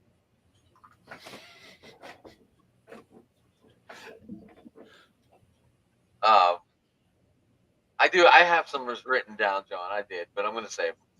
Come on, all right. Give me one. Now I can't wait. Oh my God, I can't wait. It's like my wife looking at me going, "Can I talk to you? Yo, what's up? Nothing. Never mind. What? You can't do that. Give me one. I wanted to leave suspense. What? Well, all right. I'll just Give me one. Give me one. Give me one of your good ones. Not even give me. Don't give me your number 5. Give me like your number 2. How correct was John Cena when he said all of these new guys couldn't replace him? And now we're seeing CM Punk come back, and the crowd loves it, and CM Punk's still staying active. Like, no one has stepped up into those roles. Is there anyone that's going to be able to fill those shoes that we're going to be able to adjust to? John Cena wise, no. Well, no. I'm just talking about like how they brought everyone back and they love it. Like, these guys are still getting bigger here. Hey, Adam, I'm sorry, but I've got to go. Thanks for the birthday shout out, homie. Happy birthday. Happy birthday, Dylan. Thank you. Good luck on that best ball, buddy.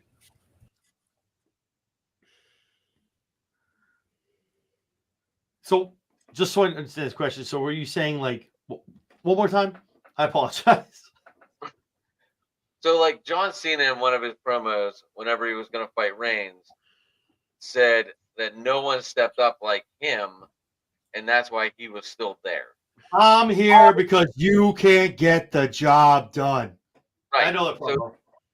So are any of these, like, we still cheer for the Undertaker coming back, and we want to see him back. Like, there's no new guys that really get excited. Like, sure, you bring up LA Knight all the time, but he's not a new guy. No, he's old as hell. And his bloodline, too, is absolutely disgraceful. Yep. And I don't know if they did that on purpose or not, but it's disgraceful. And they know that. So they need to bring Reigns back to save something. Yeah. So are they doing a bad job with talent that's behind the mic? Do they need to get MJF in here for his mic skills? And they were waiting for him to evolve as a wrestler in AEW to bring him over?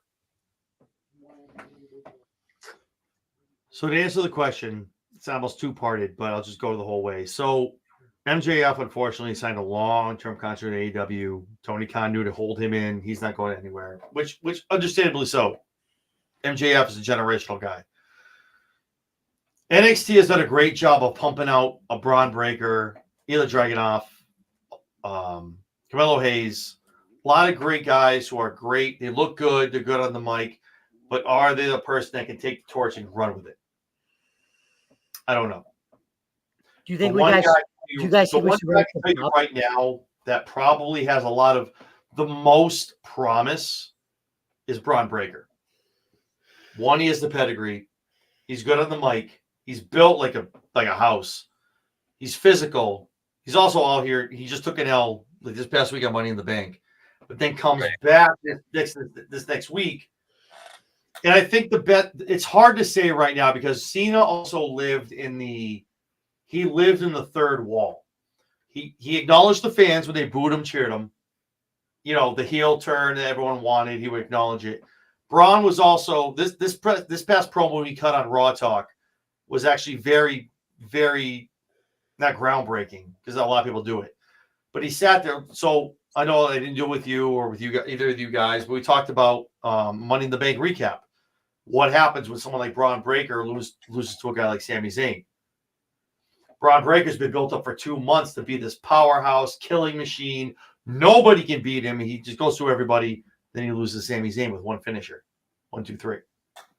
Braun comes out on Raw Talk after demolishing Sami Zayn, gets on the mic and goes, I hear you guys. I took an L. What am I going to do? I'm soft. It's tough now to acknowledge who's going to go forward because it's almost like who's going to push the boundary far enough. And that's why Netflix is so important to WWE right now. I think that's why this deal got made. You need someone who's going to go the rounds of The Rock or Austin and push the boundary of what can I say? What can I do where people go, holy shit, what? Like that kind of thing. And it's tough right now because if you're on USA, if you're on USA, USA is censor heavy. Not only do they censor out the sound, they censor out the audio. The vision. I don't know if you guys watch SmackDown at all, But if they start a holy shit chant, not only does the sound go away, but the video goes away. I'm looking at a black screen for like 3 seconds. It's horrible. And Fox doesn't give a shit because they're about to lose. They're about to lose them anyway, so they don't give a hell. They don't give a damn about them anyway. But Netflix is so important to grow a new star and a group of stars because of a lot of the people you and me are talking about. Some of the guys you brought up, they grew out of the Attitude Era when USA didn't give a shit, and they were like, "Do what you gotta do." Vince was like, "Go crazy, go nuts, do what you gotta do." That's what Netflix is. And whatever plan they have moving forward, I feel like Paul knows what's going on. Nick knows what's going to happen. They have those guys bookmarked, and they know who's going to be able to go up to the upper echelon. Braun Brick is one of them. He starts dropping a couple F-bombs and a couple properly like chosen curse words. He's that much more phenomenal. Roman Reigns, he's older. He's also like he needs to come back. He's very generational.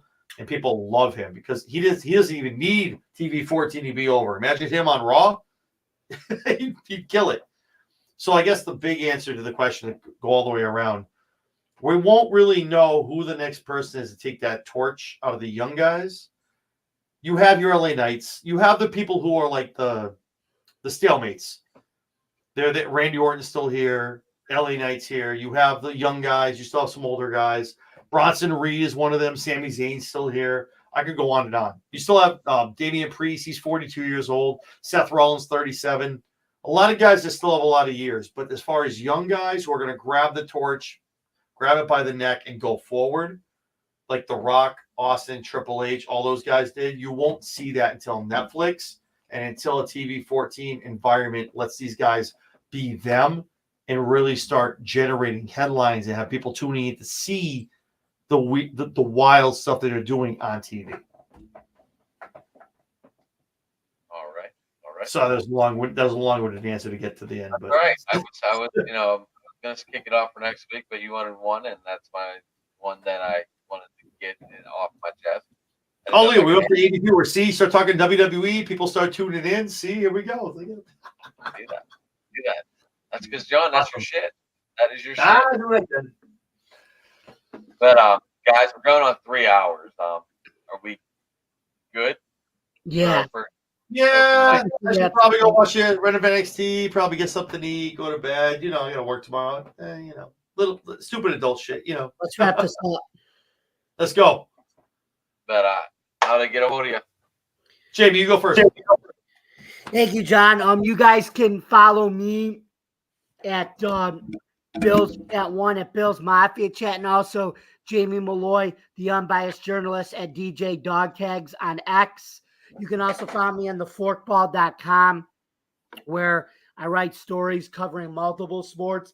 And then you can also catch me guys on Driving to the Top Productions on StreamYard on Tuesday nights with our first open mic. And then you guys can also catch me tomorrow on my baseball show with co-host Joe Dalio, the Subway Conversation Chat tomorrow at 8:00 p.m. And don't forget to like, comment, and hit that subscribe button and ring the bell for notifications. We need more subscribers. We're growing every day to get better. And thank you very much for listening tonight, folks. Is it me? Yeah.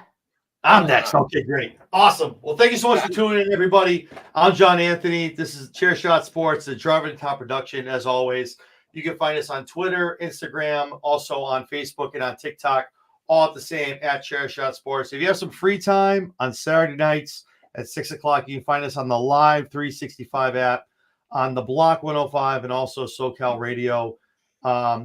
Again, open mic night. Let's get this going every week. Appreciate you guys listening, and appreciate you guys. I want to figure out how we can get this into the spaces.